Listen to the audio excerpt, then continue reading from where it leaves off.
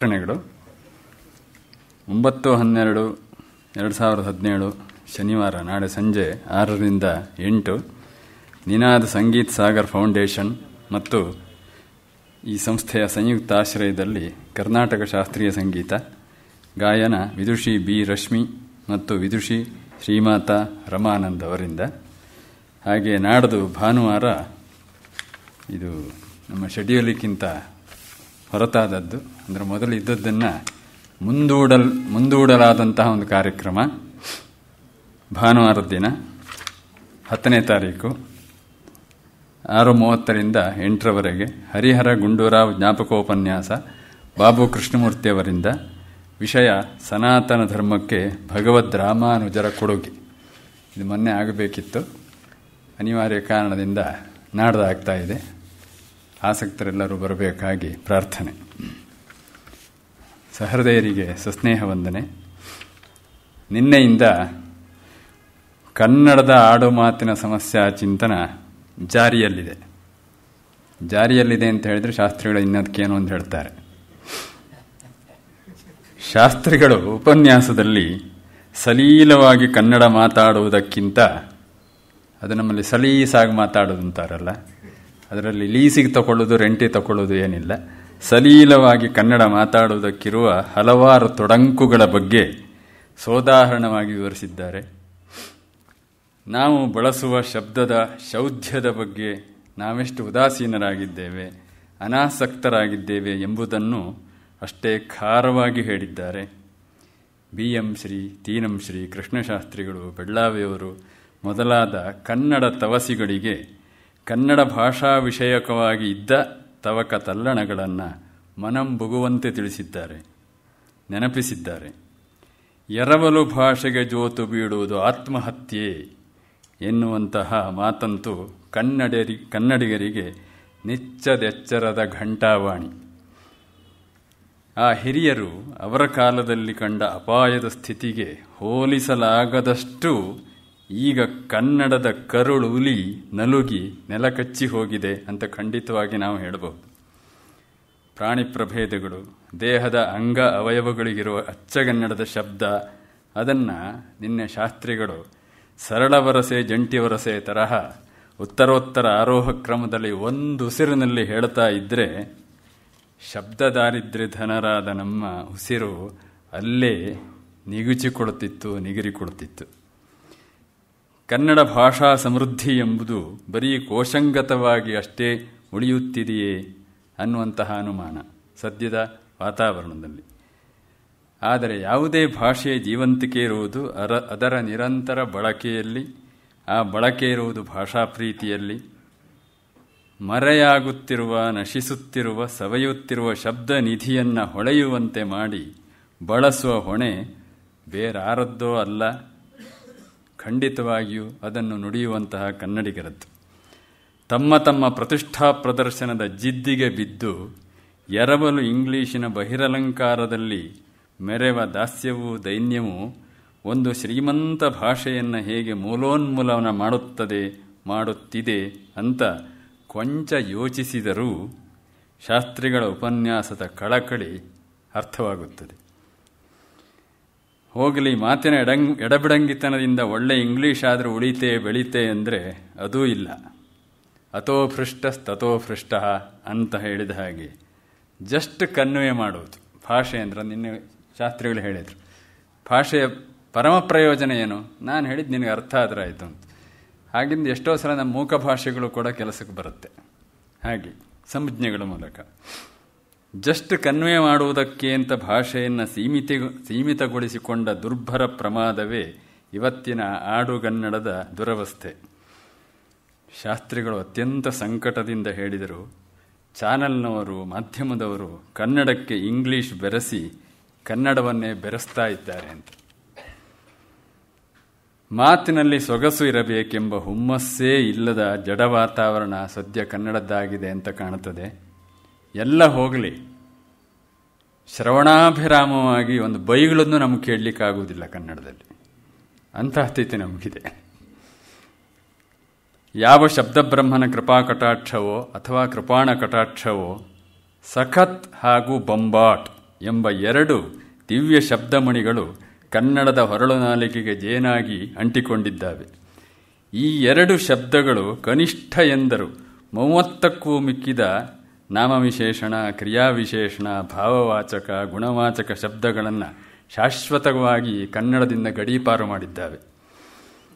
ವಿವಕ್ಷೆಯ ಅಭಿವ್ಯಕ್ತಿಗೆ ಸೂಕ್ತವೂ ಶಕ್ತವೂ ಆದ ಪದವನ್ನು ಹುಡುಕಲೇಬೇಕಾದ ಸಾಹಿತಿಗಳು 3 ಮತ್ತೊಂದು ಶಬ್ದ ಸಂಪತ್ತಿನಲ್ಲಿ ಮಹಾಕಾವ್ಯವನ್ನು ಮುಗಿಸ್ತಾ ಇದ್ದಾರೆ.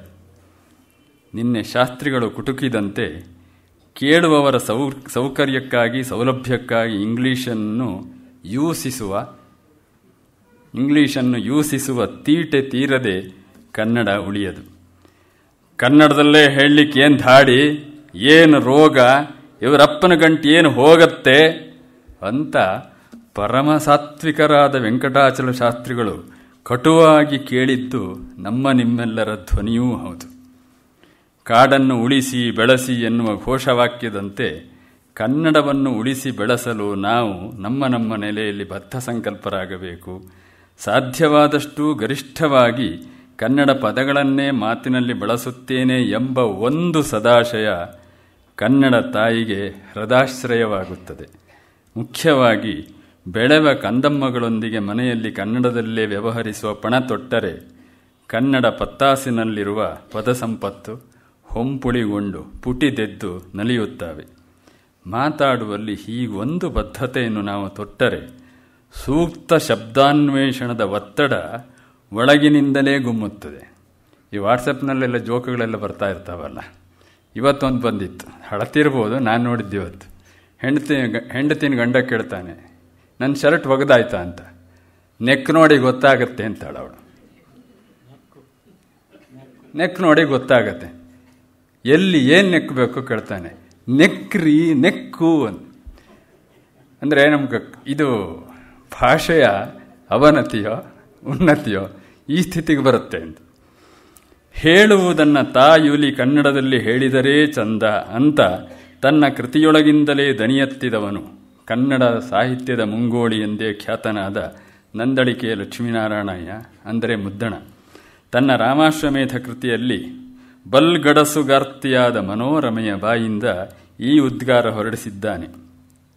ಹೆಂಡತಿಗೆ ಕತೆ ಹೇಳಲು ತೊಡಗುವ ಆಸ್ಥಾನ ಕವಿ ಮುದ್ದಣ, ಆದೊಡಾಲಿಸು ಸ್ವಸ್ತಿ ಶ್ರೀಮತ್ ಸುರ ಸುರೇಂದ್ರ ನರೇಂದ್ರ ಮುನೀಂದ್ರ ಫಣೀಂದ್ರ ಮಣಿಮುಗುಟ ತಟಘಟಿತ ಅಂತ ನೀರ್ಬೀಳದಂತೆ, ಅಂದರೆ ಜಲಪಾತ, ನೀರ್ಬೀಳದಂತೆ ಮಾತನ್ನು ಶುರು ಮಾಡಿದಾಗ ಆಕೆ ಹೇಳ್ತಾಳೆ, ತಿರುಳ್ಗನ್ನಡದ ನುಡಿಯೊಳೆ ಪುರುಳೊಂದೆ ಪೇಳುವುದು ಕನ್ನಡಂ ಕತ್ತುರಿಯಲ್ತೆ. ಕನ್ನಡಂ ಕತ್ತುರಿಯಲ್ತೆ ಈ ಘೋಷವಾಕ್ಯ ಸಾರ್ವಕಾಲಿಕವಾಗಿ ಇರುವಂತೆ ಮಾಡಿದಂತಹ ಕವಿಯವನು. ಕನ್ನಡದ ಸೊಬಗು ಸೊಗಸು ಏನೆಂಬುದನ್ನು ಕೂಡ ಮುದ್ದಣ ಕೃತಿಯಲ್ಲಿ ಚೆನ್ನಾಗಿ ತೋರಿಸ್ತಾನೆ. ನಿನ್ನೆ ಒಂದು ಜನ್ನಂದೊಂದು ಓದಿದ್ರಲ್ಲ, ಅದೆಲ್ಲ ಓದುವಾಗ ಒಂಥರ ರೋಮಾಂಚನ ಆಗುತ್ತೆ. ಹಾಗೆ ಒಂದು 2 ಸಾಲು ಕನ್ನಡದ ಸಾಧ್ಯತೆಗಳು. ಯುದ್ಧಕ್ಕೆ ಹೊರಟಂತಹ ಒಬ್ಬನನ್ನು ಆರತಿ ಎತ್ತಿ ಕಳಿಸುವಂತಹವಳೊಬ್ಬಳನ್ನು ಹೇಳ್ತಾರೆ. ಅದ್ರ ಬಗ್ಗೆ ಹೇಳ್ತಾನೆ ಕವಿ, ಬಿಡು ಜಡೆಯ ಬಿದು ಮೊಗದ ಬಿರಿದೆಸಳ್ಗಣ್ಣ ಪೂವಿಲ್ ಪುರ್ಬಿನ ಬಿಂಗ ಗೆಕ್ಕೆಯ ಬಿಂಬಾಧರದ ಬಿಲ್ವಸ್ತನದ ಬಿಣ್ಣದೊಡೆಯ ಬಡವಾಸೆಯ ಬಳಲ್ ನಡುವಿನ ಬಲಮುರಿ ಸಂಕು ಗೊರಲ ಬಸೆ ನಡೆಯ ಬೆಳ್ಳದಳಿರ್ಗಯ್ಯ ಬಂದುಗೆ ಒಗರ ಬಾವನ್ನ ಸೊಬಡ ಬಳಲೊಡಲ ಬೆಡಂಗಿನ ಬಾಲೆಯೊರ್ವಳ್. ಇದಿಷ್ಟು ಮುದ್ದಣ ಒಂದು ಬಾಲೆಗೆ ಕೊಟ್ಟ ವಿಶೇಷಣಗಳು. ಇದು ಕನ್ನಡದ್ದು. ಈ ರೀತಿ ನಮ್ಮನ್ನು ಕನ್ನಡ ಮಾತಿನಲ್ಲಿ ಶಬ್ದಗಳನ್ನು ಹೇಗೆ ಎಂತೆಂಥದ್ದನ್ನೆಲ್ಲ ನಾವು ಕಳ್ಕೊಂಡಿದ್ದೇವೆ ಅಂತ ನೆನಪಿಸ್ತಾ ಉಳಿಸ್ಕೊಳ್ಬೇಕು ಹೇಗೆ ಅನ್ನುವಂಥ ಎಚ್ಚರಿಕೆಯನ್ನು ತಮ್ಮ ಉಪನ್ಯಾಸದಲ್ಲಿ ಕೊಡ್ತಿರುವಂತಹ ಟಿ.ವಿ. ವೆಂಕಟಾಚಲ ಶಾಸ್ತ್ರಿಗಳಿಗೆ ಅನಂತಾನಂತ ಕೃತಜ್ಞತೆಗಳು. ನಿಯಮವಾದಂತಹ ಉಪನ್ಯಾಸವನ್ನು ಇಲ್ಲಿ ಏರ್ಪಡಿಸಲಿಕ್ಕೆ ಕಾರಣೀಕರ್ತರಾದಂತಹ ಕುಕ್ಕೆ ಸುಬ್ರಹ್ಮಣ್ಯ ಶಾಸ್ತ್ರಿ ದತ್ತಿಯ ಸದಸ್ಯರಿಗೆ ಕೃತಜ್ಞತೆಗಳು. ಕೇಳಲು ಬಂದಂತಹ ತಮಗೆಲ್ಲ ಧನ್ಯವಾದ. ನಿನ್ನೆ ನಾನು ಆಡಿದ ಕೆಲವು ಮಾತುಗಳನ್ನು ಸುಮಾರು 1.5-2 ಗಂಟೆವರೆಗೆ ಆಡಿದ ಮಾತುಗಳನ್ನು ಸಂಕ್ಷೇಪವಾಗಿ ಇಷ್ಟೇ ನಿನ್ನ ಯೋಗ್ಯತೆ ಹಾಗೆ ಅನ್ನೋ ಹಾಗೆ ಉಪಾಧ್ಯಾಯರು ಸಂಕ್ಷಿಪ್ತ ಟಿಪ್ಪಣಿ ಮಾಡಿ ನಿಮಗೆ ಶ್ರುತಪಡಿಸಿದ್ದಾರೆ. ಆ ಮೂಲಕ ನಿಮ್ಮನ್ನು ರಂಜಿಸಿದ್ದಾರೆ. ಅವರಿಗೆ ನಾನು ಕೃತಜ್ಞ. ನಿನ್ನೆ ನನ್ನ ಮಾತು ಅಷ್ಟು ಅಸ್ತವ್ಯಸ್ತವಾಗಿ ಇತ್ತಲ್ಲ, ಆ ಬಗ್ಗೆ ನನಗೆ ತುಂಬ ವಿಷಾದವಿದೆ. ಹೀಗೆ ಹೇಳಿದ್ರೆ ಸುಲಭವಾಗಿ ತಪ್ಪಿಸ್ಕೋಬೋದಲ್ವ. ನಿನ್ನೆ ಯಾವ ಕಾರಣಕ್ಕೂ ಏನೋ ನನಗೆ ರಾತ್ರಿ 4 ಗಂಟೆವರೆಗೂ ನಿದ್ದೆ ಬರಲಿಲ್ಲ. ಆಮೇಲೆ 1-1.5 ಗಂಟೆ ಬಂತು. ಮಧ್ಯಾಹ್ನ ಸ್ವಲ್ಪ ಮಲಗಿದೆ, ಆದರೂ ತಲೆ ಭಾರ ಹಾಗೇ ಇದೆ. ಅದರಿಂದ ಇವತ್ತು ಹೆಚ್ಚು ಅಸ್ತವ್ಯಸ್ತವಾದ ಮಾತಿನ ಸರಣಿಗೆ ನಿಮ್ಮನ್ನು ದೂಡುವ ವಿಷಾದವೂ ಜೊತೆಗೆ ಇದೆ. ಇದು ಮಾತು, ಅದಕ್ಕೆ ಮೊದಲೊಂದು ಸಂಕಲ್ಪ ಬೇಕು. ನಾನು ಕನ್ನಡದಲ್ಲಿ ಮಾತನಾಡ್ತೇನೆ, ಕನ್ನಡದಲ್ಲೇ ಸಾಧ್ಯವಿದ್ದ ಮಟ್ಟಿಗೆ ಹೆಚ್ಚಾಗಿ ಅನ್ಯ ಭಾಷೆಗಳನ್ನು ಬಳಸದೆ, ಇಲ್ಲೆಲ್ಲ ವಿರಾಮ ಚಿಹ್ನೆಗಳನ್ನು ಸರಿಯಾಗಿ ಹಾಕಬೇಕು. ಇಲ್ಲದೇ ಇದ್ದರೆ ಜಿ.ಆರ್. ಲಕ್ಷ್ಮಣರಾಯರು ತರಾಟೆಗೆ ತಗೋತಾರೆ. ಅವರು ಕನ್ನಡ ವಾಕ್ಯ ರಚನೆಯ ಅಂತ ಬರೆದು ಇದು ಅದರ ವ್ಯಾಧಿಯ ಸೋಂಕಿನ ವ್ಯಾಧಿ ಅಂತಲೂ ಏನೋ ಬರೀತಾರೆ. ಅವರ ಹಿರಿಯರು ಕನ್ನಡ ವಾಕ್ಯ ರಚನೆ ಬರವಣಿಗೆಯ ವ್ಯಾಧಿಗಳು ಅಂತ.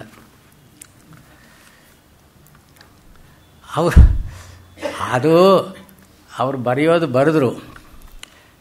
ನಾನು ಶಾಬ್ದಿಕವಾಗಿ ಒಂದು ಪ್ರಬಂಧವನ್ನು ಶಬ್ದಗಳನ್ನು ಮುಖ್ಯವಾಗಿ ಲಕ್ಷ್ಯದಲ್ಲಿ ಇಟ್ಟುಕೊಂಡು ನಾನು ಬೇರೆ ಸಂದರ್ಭದಲ್ಲಿ ಮಾತನಾಡಿದೆ. ಅವರು ವಾಕ್ಯ ರಚನೆಯ ದೃಷ್ಟಿಯಲ್ಲಿಟ್ಟುಕೊಂಡು ಒಂದು ಸಂಭಾವನಾ ಗ್ರಂಥಕ್ಕೆ ತಮ್ಮ ಬರವಣಿಗೆಯನ್ನು ಅವರು ಬರೆದರು. ವಾಕ್ಯ ಮತ್ತು ಶಬ್ದ ಎರಡು ದೃಷ್ಟಿಯಿಂದಲೂ ಕೂಡ ಒಂದು ಕಡೆ ಒಂದು ನೋಟ ಸಿಕ್ಕೋ ಹಾಗಾಗಲಿ ಅಂತ ಹೇಳಿ ನಾನು ಇದರಲ್ಲಿ ಈ ಇಬ್ಬರ ಹೆಸರಿನಲ್ಲಿ ಒಂದು ಸಣ್ಣ ಪುಸ್ತಕ ಮಾಡಿದ್ದುಂಟು. ಕನ್ನಡ ಬರವಣಿಗೆ ದೋಷಗಳು ದೌರ್ಬಲ್ಯಗಳು. ಅದರಲ್ಲಿ ಕನ್ನಡ ವಾಕ್ಯ ರಚನೆಯಲ್ಲಿ ಈ ಪತ್ರಿಕಾಕರ್ತರು, ಪತ್ರಿಕೆಗಳಿಗೆ ಬರೆಯುವ ಅಂಕಣಕಾರರು, ಅವರು ಮಾಡುವ ಕೆಲವು ಅಸಾಧಾರಣವಾದ ದೋಷಗಳನ್ನು ಅವರು ಲೀಲಾಜಾಲವಾಗಿ ಬಲಿ ಹಾಕಿದರು. ನಾನು ಹೇಳಿದೆ, ಇದನ್ನು ಓದಿದರೆ ಅವರು ತುಂಬ ಸಂಕಟ ಪಡ್ತಾರೆ, ಇದನ್ನು ಹ್ರಸ್ವಗೊಳಿಸಬೇಕು, ಮತ್ತು ಆ ಉಲ್ಲೇಖ ಇಷ್ಟು ಹರಿತವಾಗಿರಬಾರ್ದು ಹಾಗೆ ಅಂತ ನಿಮ್ಗೆ ತೋರ್ದ ಹಾಗೆ ಮಾಡಿ ಅಂದರು. ಆಮೇಲೆ ಸದ್ಯ ಅಷ್ಟರ ಮಟ್ಟಿಗೆ ಹೇಳಿದ್ರಲ್ಲ. ಯಾಕಂದರೆ ನನಗೆ ಹಿಂದೆ ಕನ್ನಡ ಸಾಹಿತ್ಯ ಚರಿತ್ರೆಯ ಸಂಪುಟಗಳನ್ನು ಕನ್ನಡ ಅಧ್ಯಯನ ಸಂಸ್ಥೆ, ಈಗ ಕುವೆಂಪು ಕನ್ನಡ ಅಧ್ಯಯನ ಸಂಸ್ಥೆ, ಕನ್ನಡ ಅಧ್ಯಯನ ಸಂಸ್ಥೆಯ ಸಾಹಿತ್ಯ ಚರಿತ್ರೆಗೆ ಸಂಪಾದಿಸಿಕೊಡ್ಬೇಕಾದಾಗ ಒಬ್ಬ ಕವಿಯ ವಿಚಾರದಲ್ಲಿ ನಾವು ಮುಂಚಿತವಾಗಿ ಇದನ್ನು ಹೇಳಿರ್ತೀವಿ. ಏನು ಅಂದರೆ ಇದರಲ್ಲಿ ಕೊನೆಯದಾಗಿ ಸಂಪಾದಕರ ಜವಾಬ್ದಾರಿ ಇರ್ತದೆ. ಆಮೇಲೆ ಈ ಕೆಲವು ಸಾಮಾನ್ಯ ನಿಯಮಗಳನ್ನು ಕೊಟ್ಟಿರ್ತೀವಿ. ಆಮ ನಾಯಕರು ನಾನು ಕೂತು ಅದು ಮಾಡಿ. ಆದರೆ ಅವರು ಹೇಳಿದರು, ನಿಮ್ಮ ಸೂಚನೆಯ ಪ್ರಕಾರ ನಾನು ನನ್ನ ಪ್ರಬಂಧವನ್ನು ಬರೆದು ಕಳಿಸಿದ್ದೇನೆ. ಇದರಲ್ಲಿ ಯಾವುದೇ ಕಾರಣಕ್ಕೂ ಒಂದು ಅಕ್ಷರವನ್ನು ವ್ಯತ್ಯಾಸ ಮಾಡತಕ್ಕದ್ದಲ್ಲ ಅಂತ ಅವರು ಬರೆದರು. ಅದರಲ್ಲಿ ಅಕ್ಷರವಿರಲಿ, ವಾಕ್ಯಗಳನ್ನು ವ್ಯತ್ಯಾಸ ಮಾಡಬೇಕಾಗಿತ್ತು, ಅವರು ಟಿಪ್ಪಣಿಗಳನ್ನು ವ್ಯತ್ಯಾಸ ಮಾಡಬೇಕಾಗಿತ್ತು. ಈ ವಿಚಾರದಲ್ಲಿ ನೋಡಿ, ಟಿಪ್ಪಣಿಗಳು ಹೇಗಿದ್ದು ಅಂದರೆ, ಈ ಪುಸ್ತಕವನ್ನು ಪ್ರಕಟಿಸ್ತಾ ಇರತಕ್ಕಂಥ ಪುಸ್ತಕ ಅನ್ನೋದಕ್ಕಿಂತ ಈಗ ಈ ಕಾಲದಲ್ಲಿ ಸಂಶೋಧನೆಗೆ ಹೆಚ್ಚಿನ ಅವಕಾಶವಿಲ್ಲ, ಇದರಿಂದ ಅನೇಕ ತೊಂದರೆಗಳಾಗ್ತವೆ, ಇದರಿಂದ ನನಗೆ ತೊಂದರೆಗಳಾಗಿವೆ, ಇತ್ಯಾದಿ ಇತ್ಯಾದಿ. ಅಡಿಟ್ ಇವನ್ನೆಲ್ಲನೂ ಕನ್ನಡ ಸಾಹಿತ್ಯ ಚರಿತ್ರೆಯಲ್ಲಿ ಒಬ್ಬ 12ನೇ ಶತಮಾನದ ಕವಿ ಬಗ್ಗೆ ಇದನ್ನೆಲ್ಲನೂ ಇವತ್ತು ಸಂಶೋಧನೆಗೆ ಅವಕಾಶಗಳಿಲ್ಲ, ಬಹಳ ಕಾಟ ಕೊಡ್ತಾರೆ, ಇದನ್ನೆಲ್ಲ ಸೇರಿಸೋಕಾಯ್ತು, ಒಂದು ಅಕ್ಷರವನ್ನು ಬದಲಾಯಿಸಬಾರದು ಅಂತ ಹೇಳಿ ಇದರ ಸೂಚನೆ.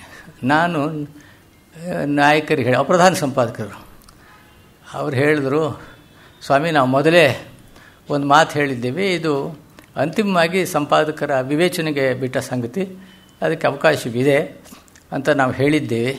ಅದನ್ನು ನೀವು ಮಾಡೋ ಬದಲಾವಣೆ ಮಾಡಿ, ಏನು ಇರಬೇಕೋ ಹಾಗಿರಲಿ, ಮತ್ತು ಏನು ಇರಬಾರ್ದು ಅದು ಬೇಡ, ಅದು ತೆಗೆದು ಹಾಕಿ. ಇಷ್ಟರ ಮೇಲೆ ಅವ್ರು ನ್ಯಾಯಾಲಯಕ್ಕೆ ಹೋಗಬಹುದೇ? ಹೋಗಲಿ ನೋಡೋಣ ಹಾಗೆ ಅಂತ. ಅವ್ರು ನ್ಯಾಯಾಲಯಕ್ಕೆ ಹೋಗಲಿಲ್ಲ. ನ್ಯಾಯಾಲಯಕ್ಕೆ ಹೋಗಬೇಕು ಅಂತ ಹೆದರಿಸಿದ ಬೇರೆ ಸಂದರ್ಭಗಳಿವೆ, ಆ ಸಂದರ್ಭಗಳಿವೆ. ಯಾಕೆಂದರೆ ಇವರು ಮಾಡಿದ ಈ ಲೇಖಕರಲ್ಲ, ಇನ್ನೊಬ್ಬ ಲೇಖಕರದು ನನ್ನ ಮಧ್ಯೆ ಅದು ಹಾದು ಬಂತದು. ಅವರು ಮಾಡಿದಂಥ ಅನೇಕ ತಪ್ಪುಗಳನ್ನು ಒಬ್ಬ ವಿಮರ್ಶಕ, ಆ ಕ್ಷೇತ್ರದಲ್ಲಿ ಕೆಲಸ ಮಾಡಿದ ಒಬ್ಬ ವಿಮರ್ಶಕ ತೋರಿಸಿದಾಗ ದಿನಾಂಕಗಳ ಬದಲಾವಣೆ, ಹೆಸರುಗಳ ಬದಲಾವಣೆ, ಹೆಸರಿನ ಉಚ್ಚಾರಣೆ ಬದಲಾವಣೆ, ಚಿತ್ರಗಳ ಬದಲಾವಣೆ ಇವೆಲ್ಲ ಇತ್ತು.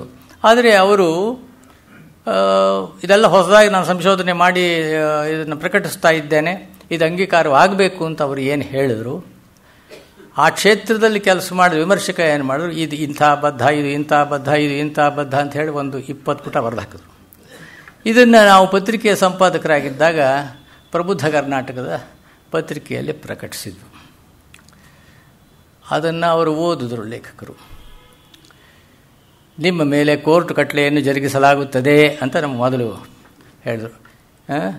ಅದು ಅವರು ಎಷ್ಟು ನಮ್ಮನ್ನು ಬೆದರಿಸಬಹುದೋ, ಆ ಬಗ್ಗೆ ನಮಗೆ ಎಚ್ಚರಿಕೆ ಕೊಡಬಹುದೋ, ಎಷ್ಟು ಮಾತುಗಳನ್ನು ಅವಾಚ್ಯದಿಂದ ಅದೆಲ್ಲ ಮಾಡಿದರು.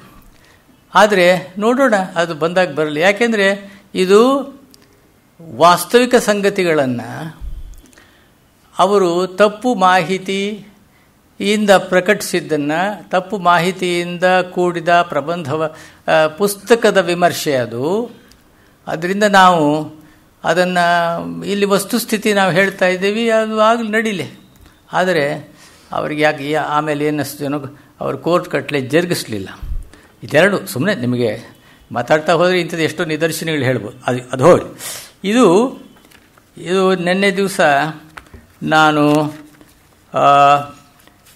ಶಬ್ದಗಳ ಬಗ್ಗೆ ಕೆಲವು ಹೇಳಿದೆ. ಈ ಶಬ್ದಗಳು ಅಂದರೆ ಇದು ಭಾಷೆಯ ಪದಗಳ ರಚನೆ ಈ ಸಂಬಂಧವಾಗಿ ಇರತಕ್ಕಂಥದ್ದು ಹಾಗೆ ಅಂಥೇಳಿ. ಈ ಸಂಬಂಧದಲ್ಲಿ ಕೊಂಚ ಕೆಲಸಗಳನ್ನು ಇಂಗ್ಲೀಷ್ ಭಾಷೆಯಲ್ಲಿ ಚೆನ್ನಾಗಿ ಮಾಡಿದ್ದಾರೆ. ಇಂಗ್ಲೀಷ್ ಭಾಷೆಯಲ್ಲಿ ಈ ಕೆಲಸಗಳನ್ನು ಮಾಡಿರ್ತಕ್ಕಂಥದ್ದು ಕಾಣಿಸ್ತದೆ.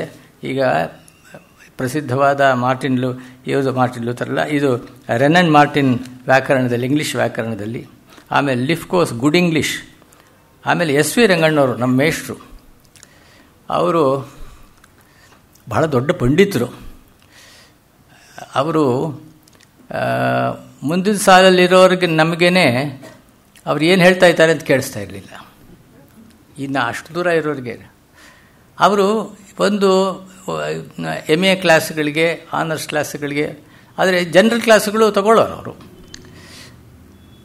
ಅದು ಎಷ್ಟು ಕೇಳಿಸಿದ್ರೆ ಅಷ್ಟು. ವೆಂಕಣ್ಣಯ್ಯನವರು ಒಂದು ಕಡೆ ಹೇಳ್ತಾರೆ, ಹುಡುಗರು ಗಲಾಟೆ ಮಾಡ್ತಾರೆ, ಇನ್ನೂ ಗಟ್ಟಿಯಾಗಿ ಮಾತಾಡಬೇಕು, ನೀವು ಮಾತಾಡೋದನ್ನು ಕಡಿಮೆ ಮಾಡಿದ್ರೆ ನಾನು ಮಾತಾಡೋದು ನಿಮಗೆ ಕೇಳಿಸುತ್ತೆ ಅಂತಂದರು. ಅದು ವೆಂಕಣ್ಣಯ್ಯನವರ ಇದು. ಆಮೇಲೆ ಅವರೊಂದು ಇದು common errors of English in the news papers, common errors in English in the news papers. ಬಹಳ ದೊಡ್ಡ ಇಂಗ್ಲೀಷ್ ಪಂಡಿತರವರು SV ರಂಗಣ್ಣವರು. ಶೈಲಿ ಕವಿ, ಬೇರೆ ಬೇರೆ ಕವಿಗಳ ಶೈಲಿಯ ಬಗ್ಗೆ ಅವರ ಶೈಲಿ ಕೃತಕವಾಗಿತ್ತು, ಅದು ಬೇರೆ ವಿಚಾರ. ಆದರೆ ಅವರ ಶೈಲಿಯ ವಿವೇಚನೆ ಇದೆಯಲ್ಲ, ಅದಕ್ಕೆ ಇಂಗ್ಲೀಷ್ ಮಾನದಂಡಗಳು ಇತ್ಯಾದಿಗಳು. ಅದನ್ನು ಅವರು ಸಾಮಾನ್ಯವಾಗಿ ಈಗ ಹೆಗ್ಗುಣ ಅಂತ ಬಳಸೋರು. ಆ ಹೆಗ್ಗುಣ ಅಂತ ಶಬ್ದ ಬಳಸುವಾಗೆಲ್ಲ ನಮಗೆ ಹೆಗ್ಗಣ ಜ್ಞಾಪಕ ಬರೋದು. ದೊಡ್ಡ ಗುಣ ಅಂತ ಅನ್ನೋದನ್ನು ಹೇಳೋದಕ್ಕೆ ಹೆಗ್ಗುಣ, ಒಂದು ಅವರು ಸಹಜವಾಗಿ ಬಂದಿರಬೇಕು. ಅವರ ಅಭಿವ್ಯಕ್ತಿಯಲ್ಲಿ ಇದು ದೊಡ್ಡ ಗುಣ ಅಂತಲೇ ಹೇಳ್ಬೋದಾಗಿತ್ತು, ಹೆಚ್ಚು ಸಹಜವಾಗಿರ್ತಿತ್ತು. ಆದರೆ ಹೇಗೆ ಗುಣ, ಕೆಲವು ಇಡಿಯೋಸಿಂಕ್ರಸಿಸ್ ಅಲ್ಲದೇ ಇರಬಹುದು ಇಂಥ ಮಾತುಗಳು. ಪರಮೇಶ್ವರ ಭಟ್ರು ಹೇಳೋರು, ಏನು ಹೇಳೋರು ಅಂದರೆ, ನಮ್ಮ ರಂಗಣ್ಣವ್ರು ಅವ್ರಿಗೂ ಮೇಷ್ಟ್ರು. ಅವ್ರು ಹೇಳೋರು, Wordsworth is A great poet U C. he was fond of nature, you see.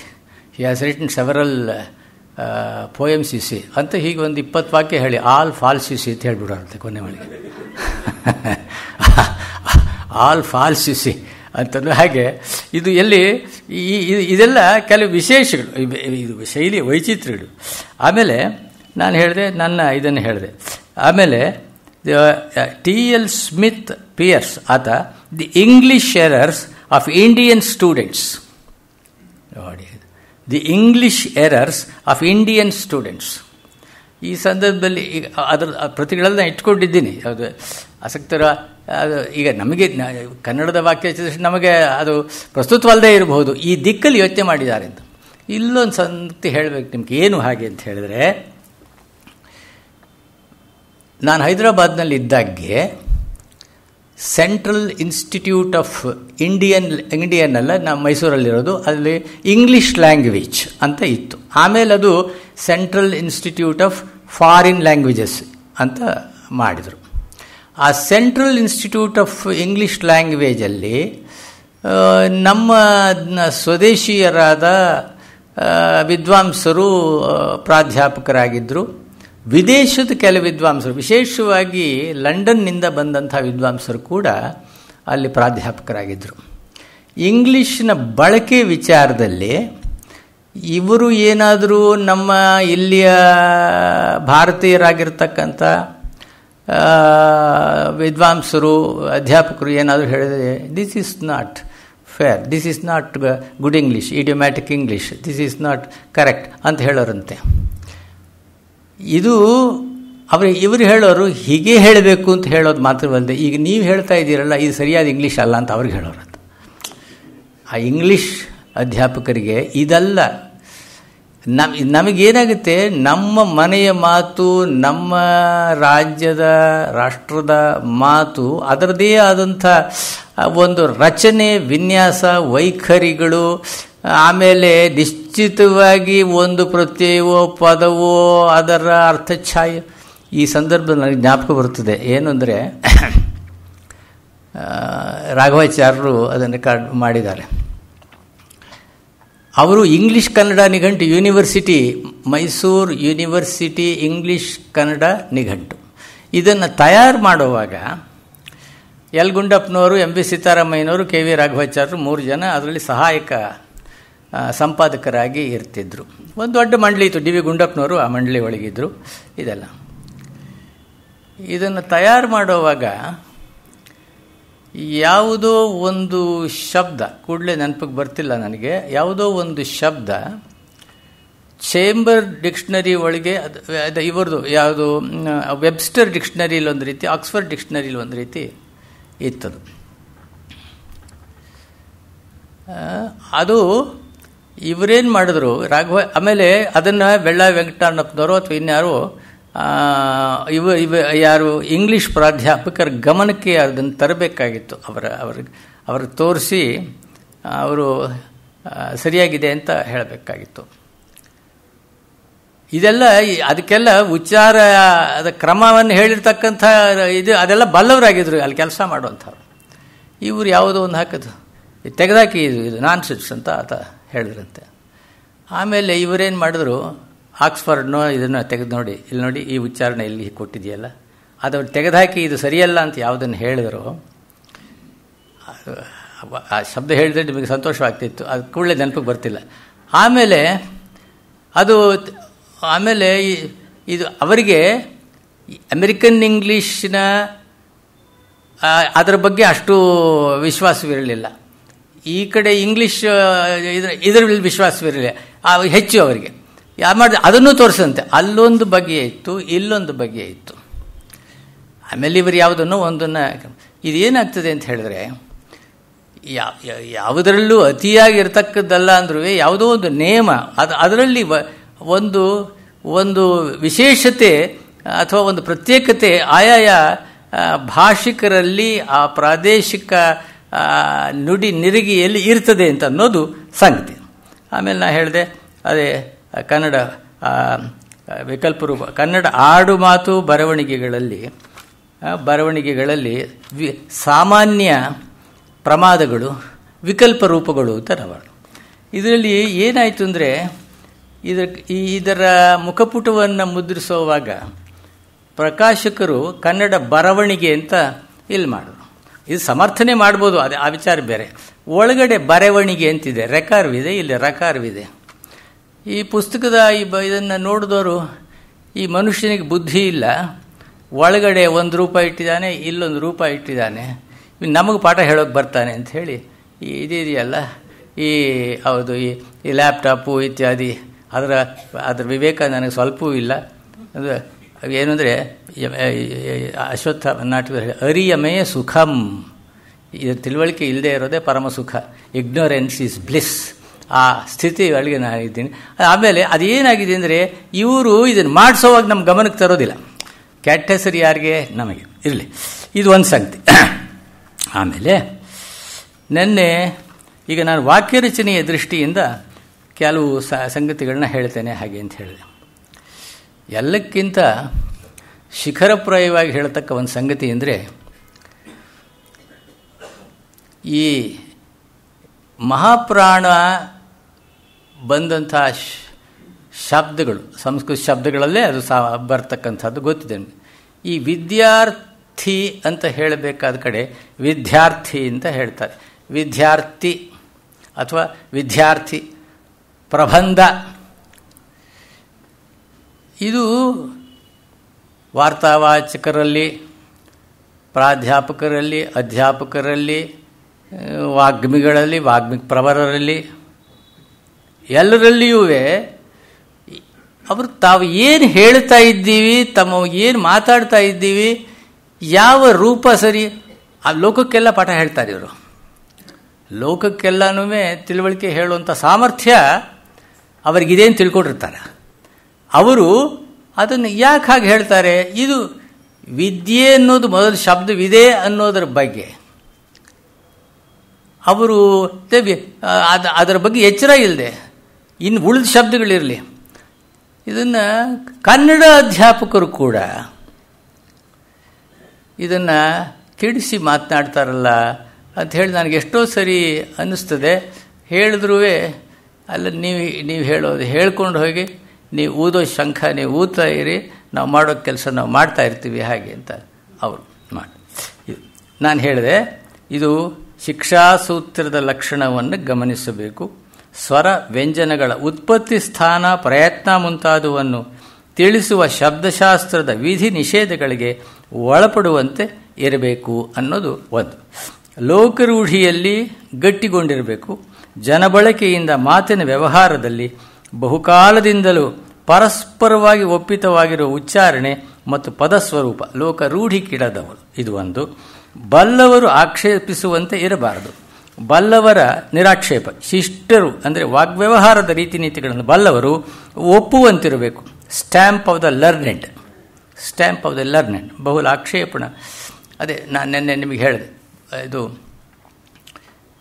ನನಗೆ ರಾಘವಾಚಾರ್ಯರು ಅವರ ನಂದಾ ನೆನಪು ಅವರ ಲೇಖನಗಳ ಸಂಪುಟವನ್ನು ಸಿದ್ಧಗೊಳಿಸುವಾಗೆ ನಿನಗೆ ಆರಂಭದಲ್ಲೇ ಒಂದು ಮಾತು ಹೇಳಬೇಕಯ್ಯ ಅಂದರು. ಏನು ಸಾರ್ ಅಂತಂದೆ. ನೋಡು, ಈಗ ಬರೆಸು ಅನ್ನೋ ಶಬ್ದವನ್ನು, ನಡೆಸು ಅನ್ನೋ ಶಬ್ದವನ್ನು ನಾನು ಬರಸು ನಡೆಸು ಅಂತಲೇ ಬಳಸಿರ್ತೀನಿ. ನೀನು ಅದು ಸರಿ ಮಾಡೋಕ್ಕೆ ಹೋಗಬೇಡ, ಅದನ್ನು ನಡೆಸು ಅಂತ ಮಾಡೋಕ್ಕೆ ಹೋಗಬೇಡ. BM ಶ್ರೀಕಂಠಯ್ಯನವರು ನಡೆಸು ಬರಸು ಇಂಥ ರೂಪಗಳನ್ನೇ ಬಳಸ್ತಾ ಇದ್ದರು ಹಾಗೆ ಅಂತೇಳಿ. ಅವರು BM ಶ್ರೀಕಂಠಯ್ಯನವರ ಬಹಳ ಆತ್ಮೀಯರಾದ ಶಿಷ್ಯರವರು. ಆಮೇಲೆ ಎಲ್ಲ ಸರಿ, ಅವರು ಎಚ್ಚರ ಹೇಳಿದ್ದು ಸರಿ. ಇದು ಈ ಸಮಸ್ಯೆ ಪೂತಿ ನರಸಿಂಹಾಚಾರ್ಯಕ್ಕೆ ಬಂದಾಗ ತೀರಂ ಶ್ರೀಕಂಠಯ್ಯನವರು ಏನು ಹೇಳಿದರು, ಇದನ್ನು ಎರಡೂ ಸಮರ್ಥನೆ ಮಾಡೋಕ್ಕೆ ಸಾಧ್ಯ ಇದೆ. ಭಾಳ ಕಷ್ಟ. ಯಾಕೆಂದರೆ ಈ ಎರಡೂ ಒಂದೇನು ಅಂದರೆ ವ್ಯಾಕರಣ ಒಂದು ಹೇಳುತ್ತೆ, ಆದರೆ ಪ್ರಯೋಗ ಬಾಹುಳ್ಯ ಹೇಗಿರ್ತದೆ ಅಂತ ಹೇಳಿದರೆ ವ್ಯಾಕರಣ ಇದಕ್ಕೂ ಸೈ ಅನ್ನತ್ತೆ, ಅದಕ್ಕೂ ಸೈ ಅನ್ನತ್ತೆ. ಇಂಥ ಸಂದರ್ಭಗಳಲ್ಲಿ ಸ್ವಲ್ಪ ಹೆಚ್ಚಿನ ಎಚ್ಚರ ನಮಗೆ ಬೇಕಾಗ್ತದೆ. ಇದು ಒಂದು. ಆಮೇಲೆ ಇಕ್ಕಟ್ಟು ಬರ್ತಕ್ಕಂಥದ್ದು ಎಲ್ಲಿ ಅಂದರೆ ಈ ಅರಿಸಮಾಸ. ಒಂದ್ಸರಿ ಇಲ್ಲೋ ಅಥವಾ BMC ಪ್ರತಿಷ್ಠಾ ಅಂದರು ಇವರು ಹೌದು, ಇದರಲ್ಲಿ ಸಿದ್ದಯ್ಯ ಪುರಾಣಿಕರು ಕೂತಿದ್ದರು. ಅವರು ನಾನು ಅರಿಸಮಾಸದ ವಿಚಾರ ಸ್ವಲ್ಪ ಹೇಳಿದೆ. ನೋಡಿ ಎಷ್ಟೋ ನಿರಾಳವಾಯ್ತಪ್ಪ ನಮಗೆ ನೀವು ಹೇಳಿದ್ರಿಂದ. ಅದು ಏನು ಸಾರ್ ಅಂತಂದೆ. ಏಕೆಂದರೆ ಈ ಸಂಸ್ಕೃತ ಶಬ್ದಕ್ಕೆ ಅಚ್ಚಗನ್ನಡ ಶಬ್ದ, ಈಗ ಅಚ್ಚಗನ್ನಡಕ್ಕೆ ಅಚ್ಚಗನ್ನಡ ಅಂದರೆ ಒಂದು ದೇಶಕ್ಕೆ ದೇಶ, ದೇಶಕ್ಕೆ ತದ್ಭವ, ತದ್ಭವಕ್ಕೆ ದೇಶ, ತದ್ಭವ ದೇಶ. ಈ ಸಂಯೋಜನೆಗಳೇನಿದೆ ಇದು ಅಂಗೀಕಾರ. ಇದು ಈ ದೇಶಕ್ಕೆ ಅಥವಾ ತದ್ಭವಕ್ಕೆ ಸಂಸ್ಕೃತದ ಮಾತುಗಳನ್ನು ಹಾಗೆ ಸೇರಿಸಿದರೆ ಅದು ಅರಿಸಮಾಸ. ಅದು ಅಲ್ಲಿ ಶಬ್ದ ಮೈತ್ರಿ ಇರೋದಿಲ್ಲ ಅನ್ನೋ ಮಾತು. ಇದರ ಬಂಡವಾಳ ಏನು ಅಂತ ಹೇಳಿ ಯೋಚನೆ ಮಾಡಬೇಕಾದ್ದು ನನಗೊಂದು ಸರಿ ಬಂತು. ಯಾಕೆಂದರೆ ಪಂಪನ ಕಾಲದಿಂದ ಮೊದಲುಗೊಂಡು ನಾನು ನಿಮಗೆ ಎರಡು ಭಾಗ ಮಾಡಿ ಬರುತ್ತೆ, ಇಬ್ಬಾಗವಾಗಿ ಹೋಯಿತು ಅಂತ ಹೇಳ್ತೀವಿ. ಎರಡಕ್ಕೆ ಆದೇಶವಾಯಿತು, ಇಬ್ಬಾಗ ಅಂತ ನಾವು ಹೇಳ್ತೀವಿ. ಇದು ಈಗ ಕೂರಸೀನ್ನವಾಗ ಅದು ಅಂಗೀಕೃತವಂತೆ ಅದು. ಅಥವಾ ಈಗ ದೇಶ ಈಗ ಅರಸು ಕುಮಾರ ಅಂತ ಹೇಳಿದ್ರೆ ಅದು ಒಪ್ಪಕ್ಕಾಗಲ್ವಂತೆ. ಅರಸು ಕನ್ನಡ ಶಬ್ದ, ಕುಮಾರ ಪೂರ್ತಿ ಅರಸು ಕುವರ ಮಾಡಿ ಅಥವಾ ರಾಜಕುಮಾರ ಮಾಡಿ ಹಾಗೆ ಅಂಥೇಳಿ ವೈಯಾಕರಣರು ಹೇಳ್ತಾರೆ. ಆದರೆ ಅವರು ಹೇಳೋದು ಹೇಳ್ತಾರೆ, ಕವಿಗಳು ಮಾಡೋದು ಮಾಡ್ತಾರೆ. ಇಲ್ಲಿ ಪ್ರಶ್ನೆ ಏನು ಅಂತ ಹೇಳಿದ್ರೆ, ಇದು ಈ ಕೂರಸಿ ಹೇಗೆ ಹೊಂದಿಕೊಳ್ತು, ಅದಕ್ಕೆ ಯಾಕೆ ಅದಕ್ಕೆ ಅಂಗೀಕಾರದ ಮುದ್ರೆ ಯಾಕೆ ಬಿತ್ತಪ್ಪ ಹಾಗೆ ಅಂತ ಕೇಳಿದ್ರೆ, ಹಸಿ ಅದು ದೇಶ ಶಬ್ದದ ಹಾಗೆ ಇದೆ. ಅಲ್ಲೇನು ಮಹಾಪ್ರಾಣ ಧ್ವನಿ ಇಲ್ಲ, ವಿಜಾತಿಯ ದ್ವಿತ್ವ ಇಲ್ಲ, ದ್ವಿತ್ವದಿಂದ ಆರಂಭ ಆಗಿಲ್ಲ, ಮಹಾಪ್ರಾಣ ಧ್ವನಿಗಳಿಲ್ಲ, ಶಶಕಾರಗಳಿಲ್ಲ. ಆದರೆ ಇದೇನಾಗಿದೆ, ಅದು ನಮ್ಮ ಜೊತೆಯಲ್ಲಿ ಅವರು ನೆನ್ನೆ ಹೇಳಿದ್ದಾರೆ, ರಾಘವಾಚಾರ್ಯ ಹೇಳಿದ ಹೆಣ್ಣುದು ಕೆಲವು ಶಬ್ದಗಳು ಬಂದು ಹೇಗೆ ಸೇರ್ಕೊಂಡ್ಬಿಡುತ್ತೆ ಅಂತ. ಅದು ಇಲ್ಲಿ ಬಂದು ಭಾಳ ಆರಾಮಾಗಿ ಇದ್ದುಬಿಡುತ್ತೆ ಹಾಗೆ ಅಂಥ ಶಬ್ದಗಳು. ಇವು ಏನಾಗ್ತದೆ ಆವಾಗ, ಅದೇ ಶ್ರುತಿ ಮೈತ್ರಿ. ಅದು ಏನಂದರೆ ಕೊನೆಗೆ ಕಿವಿಗೆ ಎಷ್ಟು ಹಿತವಾಯಿತು. ಇದನ್ನು ಶೆಲ್ಡನ್ ಪೋಲಾಕ್ ಅವರು this is A very interesting explanation ಹಾಗೆ ಅಂತ ಹೇಳಿ ಆತ ಸಂಭ್ರಮಪಟ್ಟರು. ಯಾಕೆಂದರೆ ಇದು ನಾವು ಉದಾಹರಣೆಗಳನ್ನು ನೋಡಿದಾಗ ಈ ಮರ್ಜಿ, ಭಾಷೆಯ ಮರ್ಜಿ ಇದೆಯಲ್ಲ, ಅದಕ್ಕೆ ಅನುಗುಣವಾಗಿ ಸೇರಬೇಕು. ಅದು ಕೇಳೋದಕ್ಕೆ ಕಿವಿಗೆ ಹಿತವಾಗಿರಬೇಕು. ಇಂಥದ್ದನ್ನು ಹಿಂದೆ ಕೇಳಿದ್ದೇವೆ, ಇಂಥ ಪ್ರಯೋಗ ಆಗಿದೆ, ಇದನ್ನು ಕೇಳಿದಾಗ ಇದೇನು ನಮ್ಮ ಮಾತೆ ಅನ್ನೋ ಹಾಗೆ ನಮಗೆ ಭಾವನೆ ಬರಬೇಕು. ಇದು ಅಲ್ಲಿಯ ಸಂಗತಿ. ಆಮೇಲೆ ಇದು ನೋಡಿ, ಈ ಕವಿರಾಜ ಮಾರ್ಗಕಾರ ದೋಸಂ ನೋಡಿ, ದೋಷ ಅನ್ನೋ ದೋಸ ತದ್ಭವ. ಈಗ ಹೇಳಿದ್ರೆ ಇದೇನು ಈಗ ಶಕಾರ ಉಚ್ಚಾರ ಮಾಡೋಕ್ಕೆ ಬರೋದಿಲ್ಲ, ದೋಷ ಅಂತ ಹೇಳೋದಕ್ಕೆ ಇವನಿಗೇನು ರೋಗ ಅಂತಲೋ ದಾಡಿ ಅಂತಲೋ ಹೇಳ್ದೆ. ದೋಷ ಅಂತ ಹೇಳಯ್ಯ, ದೋಸ ಅಂತ ಯಾಕೆ ಹೇಳ್ತೀಯ? ಅದೇ ಅದು ಅಂಗೀಕೃತವಾದ ತದ್ಭವಗಳಲ್ಲಿದೆ. ಇರಲಿ. ದೋಸ ಮೆನಿತೆಂದು ಬಗೆದು ಉದ್ಭಾಸಿಸೆ ತರಿಸಂದು ಕನ್ನಡಂಗಳೊಳ್ ಎಂದುಂ ವಾಸುಗಿಯು ಮರಿಯಲಾರದೆ ಬೇಸರುಗುಂ ದೇಸಿ ಬೇರೆ ಬೇರೆ ವೇರಪ್ಪುದರಿಂ. ಈ ದೋಷ ಅಂತಲೇ ಗೊತ್ತಾಗೋಲ್ಲ, ಎದ್ದು ತೋರಲ್ಲ. ಅದು ದೋಸ ಮೆನಿತಂದು ಬಗೆದು ಉದ್ಭಾಸಿಸೆ ತರಿಸಂದು ಕನ್ನಡಗಳು ಅಂತಾನೆ ಅವನು. ಹೇಳಿದೆ, ಬೇರೆ ಬೇರೆ ಪ್ರದೇಶಗಳಲ್ಲಿ, ಬೇರೆ ಬೇರೆ ಸಾಮಾಜಿಕ ಸ್ತರಗಳಲ್ಲಿ, ಬೇರೆ ಬೇರೆ ಶಿಕ್ಷಣದ ಸಂಸ್ಕಾರಗಳಲ್ಲಿ ಕನ್ನಡವನ್ನು ಬೇರೆ ಬೇರೆಯಾಗಿ ಹೇಳೋಂಥದ್ದಿದೆಯಲ್ಲ, ಇದು ತಪ್ಪು ಇದು ಸರಿ ಅಂತ ಹೇಳೋದಕ್ಕೆ, ನಿಶ್ಚಯವಾಗಿ ಹೇಳೋದಕ್ಕೆ ಆದಿಶೇಷನ್ ಕೈಯಲ್ಲೂ ಆಗೋದಿಲ್ಲ. ದೋಸಮಿನಿತು ಎಂದು ಬಗೆದು ಉದ್ಭಾಸಿಸೆ ತರಿಸಂದು ಕನ್ನಡಂಗಳೊಳ್ ಎಂದುಂ ವಾಸುಗಿಯುಂ ಅರಿಯಲಾರದೆ ಬೇಸರುಗುಂ ದೇಸಿ ಬೇರೆ ಬೇರೆ ಅಪ್ಪುದರಿಂ. ಅದು ಬೇರೆ ಬೇರೆಯಪ್ಪ ಅಂದರೆ ಇದು ಇದಕ್ಕೆ ಒಂದು ಸರ್ವಸಂಗ್ರಾಹಕವಾದ ಸಾರ್ವಜನಿಕ ಪ್ರಮಾಣ ವಾಕ್ಯಗಳು, ಪ್ರಮಾಣದ ಒಂದು ಮಾಪನ ಸೂತ್ರಗಳು ಇರ್ತವೆ. ಅದಕ್ಕೆ ಭಂಗ ಬರದೆ ತಪ್ಪುಗಳು ಯಾವುದು ಸರಿ ಯಾವುದು ಅನ್ನೋದನ್ನು, ತಪ್ಪು ಯಾವುವು ಸರಿ ಯಾವುವು ಅನ್ನೋದನ್ನು ನಾವು ಗುರುತಿಸ್ಕೊಳ್ಬೇಕಾಗಿ ಬರ್ತದೆ. ಒಂದು ಕಾಲದಲ್ಲಿ ಒಂದು ಚರ್ಚೆ ಬಂತು. ಈಗ ನಾನು ನಿನ್ನೆ ಹೇಳಿದೆ, ಎಲ್ಲ ಅಪಭ್ರಂಶಗಳು ಅಂದರೆ ಸ್ಖಲಿತ ರೂಪಗಳು, ತಪ್ಪು ರೂಪಗಳು, ನಮ್ಮ ಉಚ್ಚಾರಕ್ಕೆ ಒಗ್ಗದ ರೂಪಗಳು ಎಲ್ಲನೂ ತದ್ಭವ ಅಂತ ಹೇಳಿ ಕ್ಲಾಸಿಫೈ ಮಾಡಿಬಿಟ್ಟು ಅದರಿಂದ ಇದು ಹುಟ್ಟಿದೆ. ಹೌದು, ಅದರಿಂದಲೇ ಇದು ಹುಟ್ಟಿದೆ. ಆದರೆ ಇದನ್ನು ಟೆಕ್ನಿಕಲಿ ಪಾರಿಭಾಷಿಕವಾಗಿ ನಾವು ತದ್ಭವ ಅಂತ ಹೇಳಬೇಕು. ತದ್ಭವಕ್ಕೆ ಅದಕ್ಕೆ ವಿಸ್ತಾರವಾದ ದೀರ್ಘವಾದ ಪರಂಪರೆಯ ಒಂದು ಮುದ್ರೆ ಇರೋದರಿಂದಾಗಿ ನಾವು ಅವುಗಳನ್ನು ಕವಿಗಳು ಯಾವ ಭೇದವೂ ಮಾಡದೆ, ತಪ್ಪು ಗ್ರಹಿಸದೆ, ಕವಿಗಳ ದೊಡ್ಡ ಪರಂಪರೆ ಅದನ್ನು ಬೆಳೆಸ್ಕೊಂಡು ಒಪ್ಕೊಂಡು ಬಂದಿದೆ. ಆದರೆ ಅದರಲ್ಲಿ ಕೆಲವು ವಿಶೇಷ ಸಂದರ್ಭಗಳಲ್ಲಿ ಕೆಲವು, ಈಗ ಇದು ಆರೋಹಕತನಂ ಎಂಬುದು ಅಬದ್ಧಂ ಅಂತ ಜಕೇಶ್ ರಾಜ ಹೇಳ್ತಾನೆ. ಆರೋಹಕತನ ಅಂದರೆ ಅದೇ ಇದು ಕುದುರೆ ಸವಾರಿ ಆರೋಹಕತನ. ಅದು ಅಲ್ಲಿ ಆ ತನ ಎಲ್ಲಿ ಬರುತ್ತೆ? ದೇಶ ಶಬ್ದಕ್ಕೆ ಬಡತನ, ಸಿರಿತನ ಈ ತರಹ ಅದಕ್ಕೆ ಮಾತ್ರ ಬರುತ್ತೆ. ಈ ಸಂಸ್ಕೃತ ಶಬ್ದಗಳು ಬರೋದಿಲ್ಲ.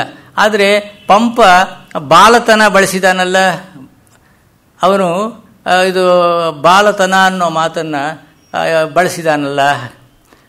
ಸರಿ, ಅದೇಂದರೆ ರೂಢಿ ಒಳಗೆ ಇದ್ದ ರೂಪಗಳು ಒಂದು ಸರಿ ಅವರ ಯತ್ನವಿಲ್ಲದೆ ನುಗ್ಗಿ ಬರ್ತವೆ ಅಂತ ಕಾಣ್ತದೆ. ಅದು ಒಂದು ಸರಿ ಹಾಗಾಗ್ತದೆ, ಇರಲಿ. ಆಮೇಲೆ ನೋಡಿ, ಇದರಲ್ಲಿ ಈಗ ಈ ಸಂಸ್ಕೃತದಲ್ಲಿ ಹ್ರಸ್ವ ಎಕಾರಗಳಿಲ್ಲ, ಎಕಾರ ಒಕಾರಗಳಿಲ್ಲ, ಇರೋದು ದೀರ್ಘ ರೂಪಗಳು. ಆದರೆ ಕನ್ನಡದಲ್ಲಿ ಆ ದೀರ್ಘ ಸ್ವರಾಂತವಾದ ಶಬ್ದಗಳನ್ನು ಬರೆಯುವಾಗ ಹ್ರಸ್ವ ಸ್ವರಾಂತ ಮಾಡಿ ಆಭಾಸ. ಇದನ್ನು ನೆನ್ನೆ ಹೇಳಿದೆ ನಿಮಗೆ. ಸತ್ಯಮೇವ ಜಯತೆ. ದೊಡ್ಡ ದೊಡ್ಡ ಸಂಸ್ಕೃತ ವಿದ್ವಾಂಸರು ಹೀಗೆ ಬರಿತಿದ್ದು ನೋಡಿ ನಂಗೆ ಆಶ್ಚರ್ಯ. ನನಗೆ ಹೀಗೆ ಬರೀತೀರಲ್ಲಪ್ಪ ನೀವು ಹಾಗೆ ಅಂತ. ಇಲ್ಲ, ಅಲ್ಲಿ ಅವರಿಗೆ ಕನ್ನಡದ ಸಂಸ್ಕೃತದಲ್ಲಿ ಅದು ದೀರ್ಘಾಂತವಾಗಿ, ಅದು ನಿಶ್ಚಯವಾಗಿ ಏಕರೂಪದಲ್ಲಿ ದೀರ್ಘಾಂತವಾಗಿರತಕ್ಕಂಥ ಶಬ್ದ ಅಂತಂದ ಮೇಲೆ ನಮ್ಮಲ್ಲಿ ಎರಡು ಭಿನ್ನ ಧ್ವನಿಗಳು, ಹ್ರಸ್ವ ಮತ್ತು ದೀರ್ಘ ಧ್ವನಿ ಇರೋವಾಗ ಇಲ್ಲಿ ದೀರ್ಘವನ್ನು ನಾವು ಅದರ ಸಲುವಾಗಿ ನಾವು ಬಳಸ್ಕೋಬೇಕು. ಸತ್ಯಮೇವ ಜಯತೆ ಅಂತಲೇ ಬರೀಬೇಕು. ಕೆಲವರು ನಮಸ್ತೆ ಅಷ್ಟೇ ಬರೀತಾರೆ, ನಮಸ್ತೆ ಅನ್ನೋಂತ ಬರೀಬೇಕು. ಯಾಕೆಂದರೆ ಇದೆಲ್ಲ ಸಿಕ್ಕಾಪಟ್ಟೆ ಬೈದು, ಅಂದರೆ ನಿನ್ನ ವಿಚಾರದಲ್ಲಿ ನನಗೆ ಸಹನೆ ಇಲ್ಲ, ನಿನ್ನ ಕಂಡ್ರೆ ನನಗಾಗೋಲ್ಲ, ನಿನ್ನ ಮೇಲೆ ಕೋಪ ಬಂದಿದೆ ಅಂತ ಹೇಳೋದು. ಏಕೆಂದರೆ ಅವಾಚ್ಯವಾಗೆಲ್ಲ ಬೈಯೋದು. ಅಂದರೆ ಐ ಡೋಂಟ್ ಮೀನ್ ದಟ್ ಅನ್ನೋದು. ಅದೇ ಉದ್ದೇಶ ಏನಿಲ್ಲ. ಹಾಗೆಲ್ಲ ಅದನ್ನು ವಾಚ್ಯವಾಗಿ ನಾವು ತಗೋಬಾರ್ದು ಅಂತ ಹೇಳ್ತೀವಲ್ಲ, ಆ ರೀತಿ. ಅದರಿಂದ ಈಗ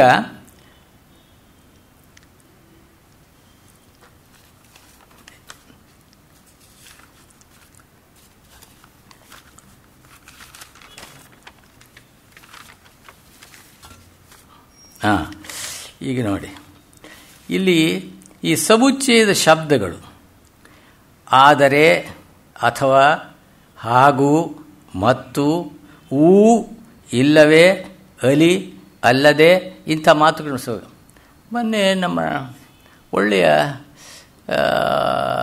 ಸುಶಿಕ್ಷಿತ ವಿದ್ಯಾರ್ಥಿ ವಿದ್ವಾಂಸರಾಗಿ ಬೆಳೀತಾರೆ. ಈ ಮತ್ತು ಹಾಗೂ ಬಳಸುವಾಗ ನನಗೇನೋ ಒಂಥರ ಕನ್ಫ್ಯೂಷನ್ ಸರ್ ಅಂತ ಹೇಳಿದರು. ಇದೆಲ್ಲ ಯೋಚನೆ ಮಾಡಬೇಕಾದ್ದೆ. ನೆನ್ನೆ ಹಾಗೂ ಅದರ ಹ್ರಸ್ವತೆ ದೀರ್ಘತೆ ಬಗ್ಗೆ ನಿಮಗೆ ಹೇಳಿದೆ ನಾನು. ಆದರೆ ಈಗ ಏನು ಅಂದರೆ, ಮತ್ತು ಬರೆಯೋ ಜಾಗದಲ್ಲಿ ಹಾಗೂ ಅನ್ನೋದನ್ನು ಬರೀತೀವಿ, ಹಾಗೂ ಬರೆಯೋ ಜಾಗದಲ್ಲಿ ಮತ್ತು ಅಂತ. ಏನು ವ್ಯತ್ಯಾಸ ಸರ್? ವ್ಯತ್ಯಾಸ ಇರಬೇಕಲ್ವೇ? ಅದು ಆ ಮಾತು ಬೇರೆ, ಈ ಮಾತು ಬೇರೆ. ಅದು ಕನ್ನಡದಲ್ಲಿ ಏನಾಗ್ತದೆ, ಈ ಮತ್ತೆ, ಮತ್ತೆಯು, ಮತ್ತಂ, ಈ ಶಬ್ದ ಮತ್ತು ಹೊಸಗನ್ನಡದ ಇದು ಈ ಶಬ್ದ ಇದೆಲ್ಲ ಅನಂತರದಲ್ಲಿ ಅದನ್ನು ಒಳ್ಕೊಂಡಾಗ ಅನಂತರದಲ್ಲಿ ಹಾಗೆ ತರುವಾಯ ಅನ್ನೋ ಅರ್ಥದಲ್ಲಿ ಬರ್ತದೆ. ಹಾಗೂ ಅಂತ ಹೇಳಿದರೆ ಇದು ಮತ್ತು ಇನ್ನೊಂದು ಪರಸ್ಪರ ಸಂಬಂಧವುಳ್ಳವು ಅನ್ನೋದನ್ನು ಹೇಳ್ತವೆ. ಇಲ್ಲಿ ನೋಡಿ,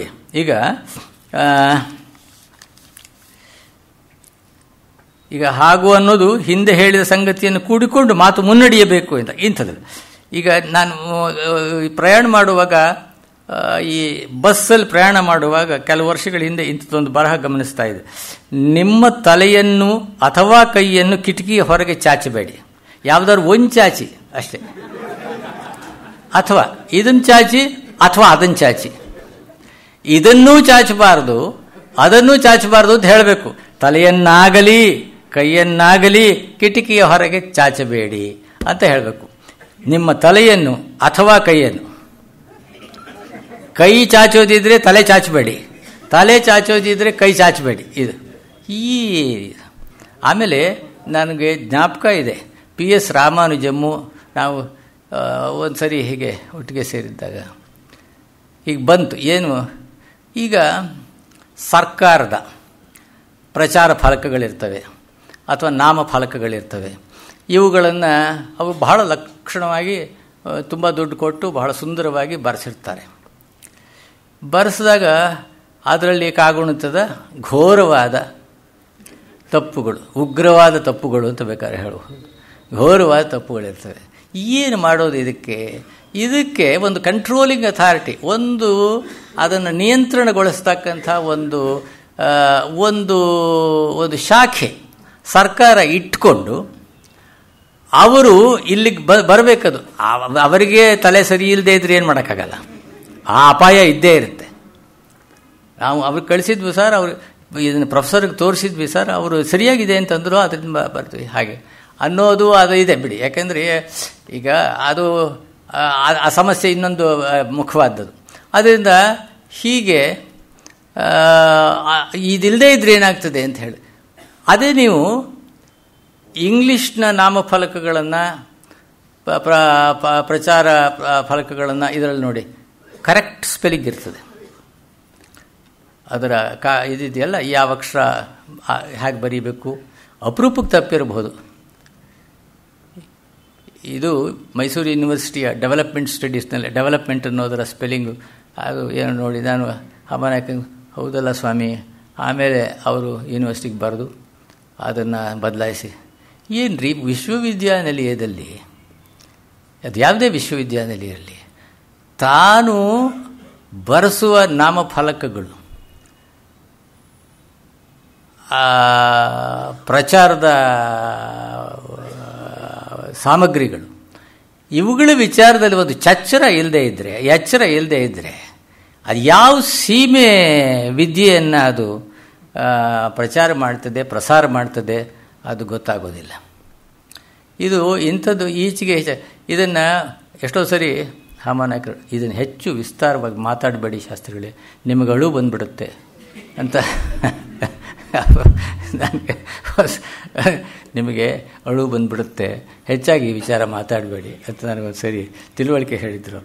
ಇರಲಿ, ಇದು ಆಮೇಲೆ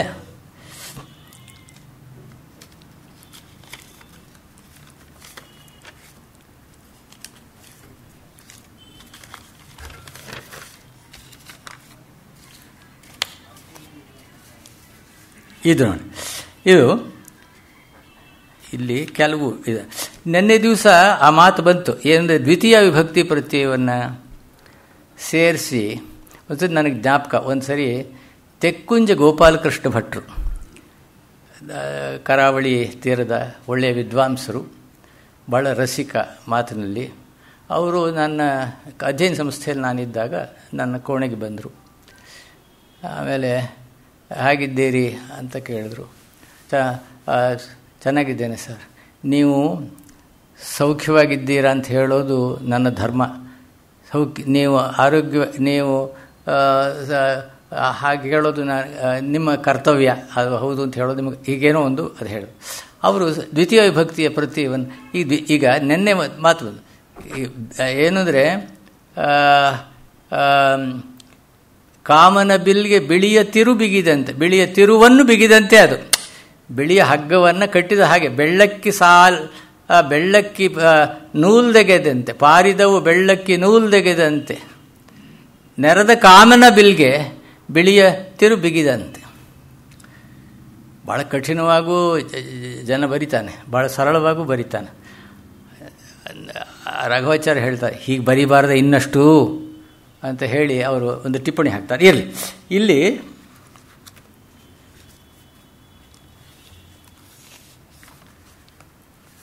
ಇದೆ ನೋಡಿ, ಕೊಲ್ಲಿ ಯುದ್ಧದ ಶಂಕೆ, ಭಾರತೀಯರ ವಾಪಸ್ ಕಳಿಸಿಕೊಳ್ಳುವುದಿಲ್ಲ, ಭಾರತೀಯರ ವಾಪಸ್ ಸಾಧ್ಯವಿಲ್ಲ ಅಂತಲೋ, ಭಾರತೀಯರ ವಾಪಸ್ ಶಕ್ಯವಿಲ್ಲ ಅಂತ, ಭಾರತೀಯರನ್ನು ವಾಪಸ್ ಕಳಿಸಿ, ಇಲ್ಲಿ ಬೇಕು ಅದು. ಕಡತಕ್ಕೆ ಸೇರಲು ಯೋಗ್ಯವಲ್ಲದ ಈ ಪಕ್ಷ ಹಿನ್ನಡೆ ಸಾಧಿಸಿದೆ. ಅದೊಂದು ಸಾಧನೆಯೇ? ಈ ಪಕ್ಷ ಹಿನ್ನಡೆ ಅನುಭವಿಸ್ತಾ ಇದೆ. ಅದು ಈ ಪಕ್ಷ ಹಿನ್ನಡೆ, ಇದೆಲ್ಲ ಪ್ರಸಿದ್ಧವಾದ ಪತ್ರಿಕೆಗಳು. ಒಂದು ಕಾಲದಲ್ಲಿ 50 ವರ್ಷದ ಹಿಂದೆ ಟಿ.ಎಸ್. ರಾಮಚಂದ್ರ ರಾಯರು ಇವರೆಲ್ಲ ಇದ್ದಾಗ ಎಷ್ಟು ಎಚ್ಚರಿಕೆ, ಎಂತೆಂಥ ಜನ ಇದ್ದರು ಅಲ್ಲಿ, ನನಗೆ ಗೊತ್ತಿದೆ, ನನಗೆ ಅದು ಸಂಪರ್ಕ ಇತ್ತು ನನಗೆ. ಈ ಪಕ್ಷ ಹಿನ್ನಡೆ ಸಾಧಿಸಿದೆ. ಅವ್ರು ಹೇಳ್ತಾರೆ, ನಮ್ಮದು ಅವಸರ ಸಾಹಿತ್ಯ, ನಾವೆಲ್ಲ ನಿಮಗೆ ಯೋಚನೆ ಮಾಡೋಕ್ಕಾಗಲ್ಲ, ಇವತ್ತಿದು ಆಮೇಲೆ ಇದೆಲ್ಲ ಆಮೇಲೆ ಬೇರೆ ಮಾತು. ಅದು ಸಮರ್ಥನೆ ಅಲ್ಲ ಅದು. ಆಮೇಲೆ ಇಂದು ಮುಂಜಾನೆ ಹೊಸ ಮಂತ್ರಿಮಂಡಲದ ಸದಸ್ಯರು ಪ್ರಮಾಣ ವಚನ ಸ್ವೀಕರಿಸಿದರು. ಮುಂಜಾನೆ ಇಂದ ಬೆಳಗ್ಗೆ ಅಂತಲೋ ಪೂರ್ವಾಹ್ನದಲ್ಲಿ ಅಂತಲೋ ಹೊಸ ಮಂತ್ರಿಮಂಡಲದ ಸದಸ್ಯರು. ಮುಂಜಾನೆ ಅಂದರೆ ಬೆಳಗಿನ ಜಾವ ನಸುಕಿನಲ್ಲಿ ಇವರು ಇದನ್ನು ಅಲ್ಲಿ ಯಾರ ಮಕ್ಕಳು ಕಾಣಿಸೋದಿಲ್ಲ ಅವಾಗ. ಅಂಥ ಸ್ಥಿತಿಯಲ್ಲಿ ಯಾಕಪ್ಪ ಅವರು ಅಲ್ಲಿ ಪದಗ್ರಹಣ ಮಾಡ್ತಾರೆ? ಆದರೆ ಈಗ ಆಗತ್ತೇನೋ, ಈಗ ಯಾಕೆ ಅಂದರೆ ಈಗ ಬಹಳ ಸೂಕ್ಷ್ಮವಾಗಿದೆ ನೋಡಿ ಈಗ ಸಂದರ್ಭ, ಬೇಗ ಮುಗ್ದೋಗ್ಬಿಡ್ಬೇಕು ಇವುಗಳನ್ನ. ಆಯ್ತಾ ಇಂದು. ಆಮೇಲೆ ಇಂತಹ ದುಷ್ಟಶಕ್ತಿಗಳಿಗೆ ಮಂಗಳ ಹಾಡುವುದು ಅತ್ಯವಶ್ಯ. ಮಂಗಳ ಹಾಡಬೇಕಂತೆ ದುಷ್ಟಶಕ್ತಿಗಳಿಗೆ, ಅಲ್ಲ ಇತಿಶ್ರೀ ಹೇಳುವುದು ಅನ್ನೋದು ಅದು ಇದ್ದಿದ್ರಲ್ಲಿ ಅದು ಇಂಥ ದುಷ್ಟಶಕ್ತಿಗಳಿಗೆ ಮಂಗಳ ಹಾಡುವುದು ಒಂದು. ಆಮೇಲೆ ಸೋವಿಯಟ್ ಯೂನಿಯನ್ದಲ್ಲಿ ಗೊಂದಲಮಯ ಪರಿಸ್ಥಿತಿ. ಸೋವಿಯಟ್ ಯೂನಿಯನ್ದಲ್ಲಿ ಇದು ಉತ್ತರ ಕರ್ನಾಟಕದಲ್ಲಿ ಸ್ವಲ್ಪ ಹೆಚ್ಚಾಗಿ ಬಳಸ್ತಾರೆ. ಇನ್ನೊಂದು ಸ್ವಾರಸ್ಯದ ಸಂಗತಿ ಅಂದರೆ, ಈಗ ನೆನ್ನೆ ನೋಡಿದ್ವಿ ಅದರ ಕುರಿತು, ಇದೆಲ್ಲ ನೋಡಿದ್ವಿ. ಇದು ಹೀಗೆ ಮಾಡುವುದು ಸರಿಯಲ್ಲ, ಹೀಗೆ ಹೇಳುವುದು ಸರಿಯಲ್ಲ. ಈ ಹೇಳುವುದು ಮಾಡುವುದು ಕವಿತೆಯಲ್ಲಿ ಬರೀತಾರೆ.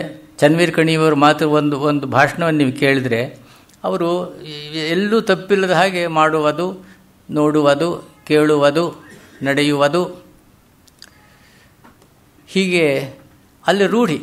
ಇದನ್ನು ನಾನು ತಪ್ಪು ಅಂತ ಮಾಡಿದರೆ ಅದು ನಾನು ಅಪಾಯಕ್ಕೆ ಸಿಕ್ಕಾಕೋತೀನಿ. ಅದು ಏನು ಅಂದರೆ ಅದು ವಿಕಲ್ಪ ಪ್ರಯೋಗ. ಅವರು ಆ ಪ್ರಯೋಗ ಅದಿಲ್ಲೂ ಇತ್ತು. ದಕ್ಷಿಣ ಕನ್ನಡದ ಅಥವಾ ಮಧ್ಯ ಕರ್ನಾಟಕದ ಭಾಗದಲ್ಲಿ ಕೂಡ ಹಿಂದೆ ಅಂಥ ಬರವಣಿಗೆಯನ್ನು ಈ ಭಾಷಾ ಪಂಡಿತರು ಕನ್ನಡದ ಬಗ್ಗೆ, ಕನ್ನಡದ ಹಿತಚಿಂತನೆಯನ್ನು ಮಾಡ್ತಾ ಇದ್ದವರು ಈ ರೀತಿಯ ಪ್ರಯೋಗಗಳನ್ನು ಬರೀತಾ ಇದ್ರು. ಆದರೆ ಇದಕ್ಕೆ ಯಾವ ಬಗೆಯ ವ್ಯಾಕರಣ ಪ್ರಾಮಾಣ್ಯ ಉಂಟು ಅಂತ ಹೇಳಿ ನಾನು ಯೋಚನೆ ಮಾಡಿದೆ. ಪಂಪ್ನಲ್ಲಿದೆಯಾ, ರನ್ನನಲ್ಲಿದೆಯಾ, ಅಥವಾ ಜನ್ನನಲ್ಲಿದೆಯಾ, ನಾಗಚಂದ್ರನಲ್ಲಿದೆಯಾ, ಇನ್ನು ಈ ನಮ್ಮ ಪರಂಪರೆ ನಮ್ಮ ವ್ಯಾಕರಣಗಳಲ್ಲಿ ಹೇಳಿದೆಯೇ? ಈಗ ನೋಡುವನು, ನೋಡುವಳು, ನೋಡುವರು, ನೋಡುವುದು ಅಂತ ಅಲ್ಲಪ್ಪ, ಅದಕ್ಕೆಲ್ಲ ಅಳು ಅರು ಬರುತ್ತೆ. ಇದಕ್ಕೆ ಮಾತ್ರ ಉದು ಯಾಕೆ ಬರಬೇಕು? ಇದಕ್ಕೆ ಗೊತ್ತಿಲ್ಲ. ಆದರೆ ಇದೇನಾಗಿದೆ ಅಂದರೆ ಸಾರ್ವತ್ರಿಕವಾಗಿ ವ್ಯಾಕರಣ ಇದನ್ನು ಭದ್ರಪಡಿಸಿದೆ. ಕವಿಗಳು ಅದನ್ನು ವಿವೇಚನೆ ಅದಕ್ಕೆ ಹೋಗಿಲ್ಲ. ಆದರೆ ಏನಾಗಿದೆ, ಇವೆಲ್ಲ ಅಳು ಅರು ಅರು ಇವೆಲ್ಲ ಇರೋವಾಗ ಇದು ಅದು ಆಗಬೇಕು ಅಂತ ಯಾವುದೋ ಒಂದು ಅಗೋಚರವಾದ ಶಕ್ತಿ ಕೆಲಸ ಮಾಡಿ ಹಾಗೆ ಮಾಡ್ತಾ ಇದೆಯೋ. ಇದನ್ನೇ ನಾನು ಅವರವರೆಲ್ಲ ಚರ್ಚೆ ಮಾಡಿದ್ದೀನಿ ಅವ್ರ ಜೊತೆಯಲ್ಲೆಲ್ಲ. ಈಗ ಇದು ನೋಡುವುದು ಆರ್ ನರಸಿಂಹಾಚಾರ್ಯ ಬರವಣಿಗೆ ನೀವು ನೋಡಬೇಕು. ಅದರಲ್ಲಿ ಅವರು ಎಂದು ತಿಳಿಯುವುದು ಬರೆಯುವುದು ಅಂತ ಬರೀತಿರಲಿಲ್ಲ. ಈ ತಿಳಿಯುವುದು ಬರೆಯುವುದು ಅಂತ ಈ ಊ ಎಲ್ಲಿಂದ ತೆಗೆದುಹಾಕೋದು ಗೊತ್ತಿಲ್ಲ. ಈಗ ತಿಳಿಯುವುದು ಸರಿ, ಉದು ಅನ್ನೋದು ಉಕಾರಕ್ಕೆ ಉಕಾರ ಆಗಮಾಗ್ತದೆ, ಸರಿ.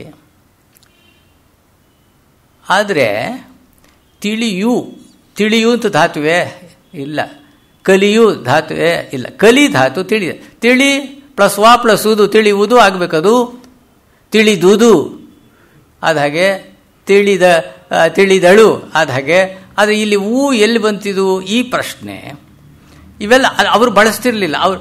ಆದರೆ ನಮ್ಮ ಅದು ಅನೇಕ ವೇಳೆ ಏನಾಗುತ್ತೆ, ಹೈಪರ್ ಕರೆಕ್ಷನ್ಸ್, ಕೆಲವು ವೇಳೆ ಹೀಗಿದ್ರೆ ಸರಿಯಾಗಿರುತ್ತೆ ಅನ್ನೋ ಭಾವನೆಯು ಕೆಲಸ ಮಾಡಿರ್ತದೆ ಹಾಗೆ ಅಂತ ನಾನು ಅಂದ್ಕೋತೀನಿ.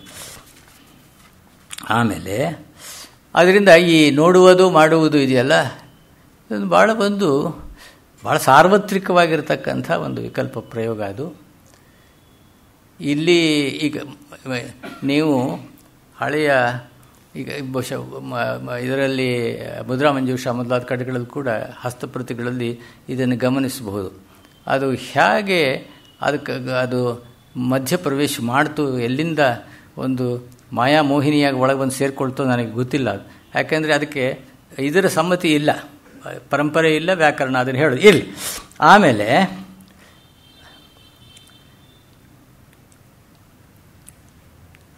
ಜಾಹೀರಾತಿನ ಬೆನ್ನು ಹತ್ತಿ, ಅದೇ ಅವರಿಗೆ ವಿಳಾಸದ ಬೆನ್ನು ಹತ್ತಿ, ಅಡ್ರೆಸ್ಸನ್ನು ಹುಡ್ಕೊಂಡು ಹೋಗಬೇಕು ಅಂತ ಹೇಳಬೇಕು. ಜಾಹೀರಾತಿನ ಬೆನ್ನು ಹತ್ತಿ, ಜಾಹೀರಾತು ಏನು ಬಂತು, ಅದು ಈ ವಿಳಾಸ ಅಂತನ್ನೋದು ಹೇಳೋದು ಅವರ ಉದ್ದೇಶವಾಗಿತ್ತು. ಆಮೇಲೆ ಚಲನಚಿತ್ರ ಸಂಪರ್ಕದ ಗುಂಗತ್ತಿದ ಈ ಬಾಲಕಿಯರಿಗೆ, ಇದ್ಯಾವುದು ಜೋಡೆತ್ತಿದ್ದ ಹಾಗಿದೆಯಲ್ಲ ಹಾಗೆ ಅಂತ, ಗುಂಗು ಹತ್ತಿದ. ಹೇಗೆ ಯೋಚನೆ ಮಾಡ್ತೀವೋ ಹಾಗೆ ಮಾತಾಡ್ತೀವಿ, ಹಾಗೆ ಬರೀತೀವಿ ನಾವು, ಆಯಿತಾ. ಅದು ಗುಂಗು ಹತ್ತಿದ, ಮಾಡಲೆತ್ನಿಸು, ಮಾಡಲು ಹೆಚ್ಚೆಚ್ಚಾಗಿ, ಕನಿಷ್ಠ ಹೆಚ್ಚಾಗಿ ಅದನ್ನು ಅಲ್ಲಿ ಒಂದು ಹಕಾರಕ್ಕೆ ಚ್ಯುತಿ ತರದ ಹಾಗೆ ಹೇಳೋದಕ್ಕಾಗದೆ ಹೆಚ್ಚೆಚ್ಚಾಗಿ ಅಂತ ಹೇಳ್ಬೋದು. ಆದರೆ ಹೆಚ್ಚೆಚ್ಚಾಗಿ, ಮಾಡಲೆತ್ನಿಸು ಇಂಥ ರೂಪಗಳನ್ನು ಏನು ಸರ್ ತುಂಬ ಇದು ಇಕ್ಕಟ್ಟುಗಳು ಮಾಡಿ ಹಾಕ್ತೀರಿ ನೀವು, ಮಾತಾಡೋ ನಾಲ್ಗೆ ಬಿಗಿ ಹಿಡಿಯೋ ಹಾಗೆ ಮಾಡಿ ಹಾಕ್ತೀರಿ, ನಿಮಗೆ ಬೇರೆ ಇನ್ನೇನು ಮಾಡೋ ಕೆಲಸವಿಲ್ವೇ ಹಾಗೆ ಅಂತ. ಇದೇ ಅಂಥ ದೊಡ್ಡ ಸಂಗತಿಯೇ ಇದು. ಈಗ ನಮ್ಮ ಮಾತಿನ ವರಸೆಯಲ್ಲಿ, ಒಂದು ನಿರಿಗೆಯಲ್ಲಿ, ಒಂದು ಕ್ರಮದಲ್ಲಿ, ಒಂದು ರೀತಿಯಲ್ಲಿ, ಒಂದು ವಿನ್ಯಾಸದಲ್ಲಿ ಮಾತಿನ ಸೊಗಸುಗಾರಿಕೆ, ಅದಕ್ಕೆ ಒಂದು ಬಣ್ಣ ಬರತಕ್ಕಂಥದ್ದು, ಭಾವ ತುಂಬಿಕೊಳ್ತಕ್ಕಂಥದ್ದು, ಅದರಲ್ಲೊಂದು ಕಾಂತಿ ಮೈಗೂಡ್ತಕ್ಕಂಥದ್ದು, ಅದು ಶುದ್ಧವಾದ, ಸ್ವಚ್ಛವಾದ, ಸಲೀಲವಾದ ಒಂದು ಮಾತುಗಾರಿಕೆಯಿಂದ ಮಾತ್ರ ಸಾಧ್ಯ ಅಂತ ಹೇಳಿ. ಇದೇನಾಗುತ್ತೆ, ಉಪಾಧ್ಯಾಯರು ಮಾತಾಡಿ ಸಹಜವಾದ ಮಾತಲ್ಲ, ಅದು ಸಹಜವಾದ ಮಾತುಗಾರಿಕೆ ಅಲ್ಲ. ಅದು ಒಂದು ಪಾಂಡಿತ್ಯ ಪ್ರವಣವಾದ, ಆಲೋಚಿಸಿ ಹೊಸದ ಒಂದು ಮಾತಿನ ವೈಖರಿ ಅದು. ಈಗ ನೀವು ಮಾತಾಡ್ತಾ ಇರೋದು ಹಾಗೆ ಇಲ್ವಾ ಅಂತ ನೀವು ಕೇಳ್ಬೋದು, ನಂದು ವಾಸಿ. ಅದು ಯಾಕೆಂದರೆ ಅವರು ಸಂಸ್ಕೃತ ಓದ್ಕೊಂಡಿದ್ದಾರೆ, ಮತ್ತು ಅದು ಆ ಬಗ್ಗೆ ಬರವಣಿಗೆ ಆದ್ದರಿಂದ ಹಾಗಾಗಿ. ಈಗ ಪುಟ್ಟಪ್ಪನವ್ರು ಹಾಗೇನೆ ಬರೆಯೋದಕ್ಕೆ ಅದು ಸರಳವಾಗಿ ಹೇಳೋಕ್ಕಾಗೋಲ್ವೇ, ಹೇಳೋಕ್ಕಾಗ್ತದೆ, ಅದು ಆಗೋಲ್ಲ. ಆ ಶೈಲಿ ಹಾಗೆ, ಆ ಶೈಲಿಯನ್ನು ಹಾಗೆ ಅವರು ರೂಢಿಸಿದ್ದಾರೆ. BMC ಕಂಠ ಮಾಸ್ತಿಯವರು ಅವರ ರಾಜಕೀಯದ ಸಂಪಾದಕೀಯಗಳು ನೋಡಿ, ಖಾತೆಗಳು ನೋಡಿ, ಇದಕ್ಕಿಂತ ಸುಲಭವಾಗಿ, ಸರಳವಾಗಿ, ಚೆನ್ನಾಗಿ, ಹೃದಯಕ್ಕೆ ಹತ್ತಿರವಾಗುವ ಹಾಗೆ, ಥಟಕ್ಕನೆ ಅರ್ಥವಾಗುವ ಹಾಗೆ ಬರೆಯೋಕ್ಕೆ ಸಾಧ್ಯವೇ ಇಲ್ಲ ಅನ್ನೋ ಮಟ್ಟಿಗೆ ಮಾಸ್ತಿಯವರು, ಅವ್ರ ಭಾಷಣವೂ ಅಷ್ಟೇ. ಇದುವರೆಗೆ ಹೇಗೆ ಸಾಧ್ಯವಾಯಿತು?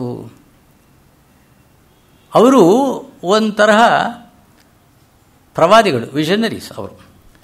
ಅದು ಅಯತ್ನಪೂರ್ವಕವಾಗಿ ಅಂತ ನಾವು ಹೇಳಬಹುದಾದರೂ, ಅವರು ಕನ್ನಡನ ಬೆಳೆಸೋದಕ್ಕೆ ಈ ಬಗೆಯ ದಾರಿಯಲ್ಲಿ ಈ ಬಗೆಯ ಧಾಟಿಯಲ್ಲಿ ಸಾಗಬೇಕು ಅನ್ನೋದನ್ನು ಮನಗಂಡ್ರವರು. ಅದರಿಂದಾಗಿ ಆ ಮಾತಿಗೆ ಒಂದು ವರ್ಚಸ್ಸು ಕೂಡ್ತು. ನಮ್ಮ ಮಾದರಿಯ ಮಾತುಗಾರಿಕೆಯಲ್ಲಿ ನಿಮಗೆ ಈಗ ಎಂ.ಆರ್. ಶ್ರೀನಿವಾಸ ಮೂರ್ತಿಗಳು, ಮಾಸ್ತಿಯವರು, ಮೂರ್ತಿರಾಯರು, BM ಶ್ರೀಕಂಠಯ್ಯನವರು. ನಾನೊಂದು ಸರಿ ಮೂರ್ತಿರಾಯರನ್ನು ಕೇಳಿದೆ, ಈ ಗದ್ಯದ ಬರವಣಿಗೆ BM ಶ್ರೀಕಂಠಯ್ಯನವ್ರದ್ದು ಬಹಳ ಸೊಗಸಾಗಿರ್ತದೆ.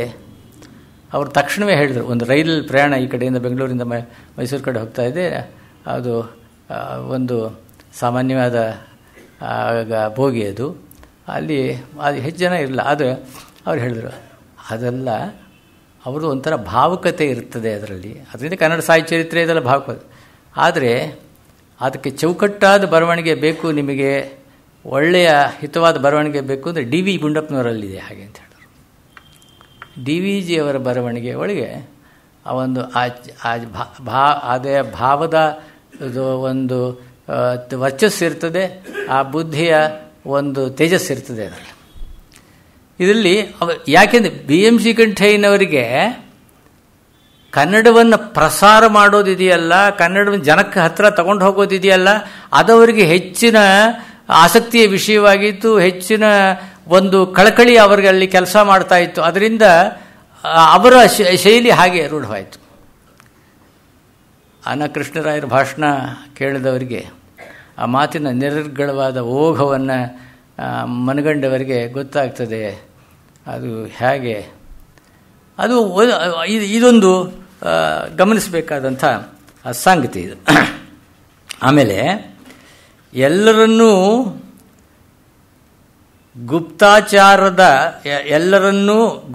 ಗುಪ್ತಾಚಾರ ದಳ ನಿರ್ದೇಶನಾಲಯದ ಆದೇಶದ ಮಾರಿಗೆ ಬಂಧಿಸಲಾಗಿದೆ. ಈ ಗುಪ್ತಾಚಾರ ಈಚೆಗೆ ತುಂಬ ಬಳಸ್ತಾರೆ. ಗುಪ್ತಾಚಾರ ಅದೇನು ಗುಪ್ತವಾದ ಆಚಾರ ಏನಿದೆ ಅಲ್ಲಿ?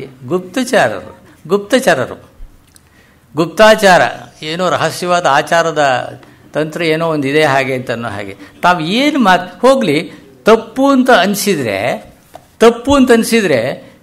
ಇದು ಸರಿಯೋ ಅದು ಸರಿಯೋ ರೂಪಗಳು ಅಂತ ಅನಿಸಿದರೆ ಅದನ್ನು ಯಾರನ್ನಾರು ಕೇಳಬೇಕೋ ಬೇಡವೋ? ಇವೆರಡು ರೂಪ ಇದೆ ಹೀಗೆ ಇವ್ರು ಏನು ಬರವಣಿಗೆ ಇವ್ರು ಮಾಡೋದಿರಲಿ, ಮಾಡಿರೋ ಬರವಣಿಗೆ ಏನು ಓದಿದ್ರೆ ತಾನೇ ಇವ್ರಿಗೇನಾದ್ರೂ ಅದು ಅದರ ಯುಕ್ತಾಯುಕ್ತತೆ ಅನ್ನೋದು ಬರ್ತಕ್ಕಂಥದ್ದು ಅದಿಲ್ಲ, ಇರಲಿ, ಆಯಿತಾ. ಆಮೇಲೆ ಕಲಿಕಾ ಕೇಂದ್ರಗಳ ಪುನರಾರಂಭಕ್ಕೆ ಮನವಿ. ಇದು ಏನಾಗಿದೆ, ಈಚೆಗೆ ತುಂಬ ಆಗಿದೆ ಹೀಗೆ. ಇದು ಕೈಗಾರಿಕಾ ಕೇಂದ್ರ ಬಂದ ಮೇಲೆ ಕಲಿಕಾ ಕೇಂದ್ರವೂ ಬರಬೇಕು. ಈಗ ಅದು ಕಲಿಕೆ ಕನ್ನಡವಾಯಿತು, ಕೇಂದ್ರ ಇದು. ಅಂದರೆ ನಿರ್ಬಂಧ ನಾನು ಮಾಡ್ತಾ ಇಲ್ಲ, ನಿರ್ಬಂಧ ಇದು ಸರಿಯಲ್ಲ ಅಂತ ನಾನು ಹೇಳ್ತಾ ಇಲ್ಲ. ನೀವು ಮಾಡೋದು ಸಾಧ್ಯತೆ ಬೇರೆ ರೀತಿಯ ಕಲಿಕೆಯ ಕೇಂದ್ರಗಳು ಅಂತ ಹೇಳಿ, ಇದು ಸಮಾಸವಾಗಿಯೇ ನಿಮಗೆ ಹೇಳಬೇಕು ಹಾಗೆ ಅಂತಂದರೆ ಪ್ರಶಿಕ್ಷಣ ಕೇಂದ್ರಗಳು, ಕಲಿಕೆ ಅಥವಾ ಇನ್ನೇನಾದರೂ ಮಾತುಗಳಲ್ಲಿ ಹೇಳ್ಬೋದು. ಅದನ್ನು ದೀರ್ಘವಾಗಿ ಈ ಸಮಾಸಗಳು ಮಾಡಿ ಒಟ್ಟಲ್ಲಿ ಏನು ಅಂದರೆ ಶ್ರುತಿ ಪ್ರಮಾಣ ಅಂದರೆ ಕಿವಿಗೆ ಇದಿದೆಯಲ್ಲ, ಬಹುಲಾಕ್ಷೇಪಣ ಮಿರದಿರೆಯುಂ, ಏನಪ್ಪ ಹೀಗೆಲ್ಲ ಮಾಡ್ತಾರೆ ಅಂತ ಅನ್ನಿಸಬಾರ್ದು. ಅಂದರೆ ಒಂದು ಸುಶಿಕ್ಷಿತ ವಿದ್ಯಾವಂತ ಸಮಾಜ, ಕನ್ನಡ ಮಾತನ್ನು ಆಡ್ತಕ್ಕಂಥ ಸಮಾಜಕ್ಕೆ ಹಾಗೆ ಅನ್ನಿಸಬಾರ್ದು ಆ ರೀತಿ.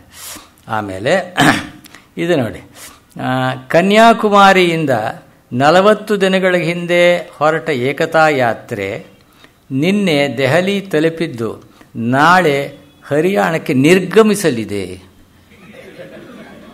ಪತ್ರಿಕೆಯಲ್ಲಿ ಅವರಿಗೆ ಆಗಮಿಸೋದಕ್ಕೂ ನಿರ್ಗಮಿಸೋದಕ್ಕೂ ಇರೋ ವ್ಯತ್ಯಾಸ, ಆಮಂತ್ರಣಕ್ಕೂ ನಿಮಂತ್ರಣಕ್ಕೂ ಇರೋ ವ್ಯತ್ಯಾಸ ಹೇಗೆ ತಿಳಿಯಲ್ವೋ ಹಾಗೆ ಇದು ನಿರ್ಗಮಿಸಲಿದೆ ಅಂತ ಆಗೋಯ್ತಾ.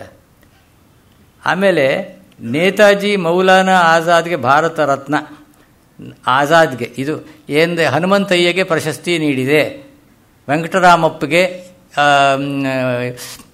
ರಾಜ್ಯ ಪ್ರಶಸ್ತಿ ನೀಡಿದೆ, ರಾಜ್ಯ ಪ್ರಶಸ್ತಿ ಸಂದಿತು, ಹೀಗೇನೋ ಹೇಳಬೇಕಲ್ಲ. ಅದೇನು ಮರ್ಯಾದೆ ಬೇಡವೇ? ಈಗ ಮೊನ್ನೆ ನೋಡಿ, ಇದು ಇಲ್ಲಿ ಕೆಲವು ಇದು ನೋಡಿ, ಕೂಡಲೇ ಪ್ರತಾಪ್ ಸಿಂಹನನ್ನು ವಶಕ್ಕೆ ಪಡೆದು ಪೊಲೀಸರು ವಶಕ್ಕೆ ಪಡೆದ ಕೂಡಲೇ ಪ್ರತಾಪ್ ಸಿಂಹನನ್ನು ಅವರಿಗೆ ಈಗ ಅಗೌರವ ತೋರಿಸ್ಬೇಕು ಅಂತಿಲ್ಲ, ಬರೆಯೋಕೆ ಗೊತ್ತಿಲ್ಲ ಪಾಪ.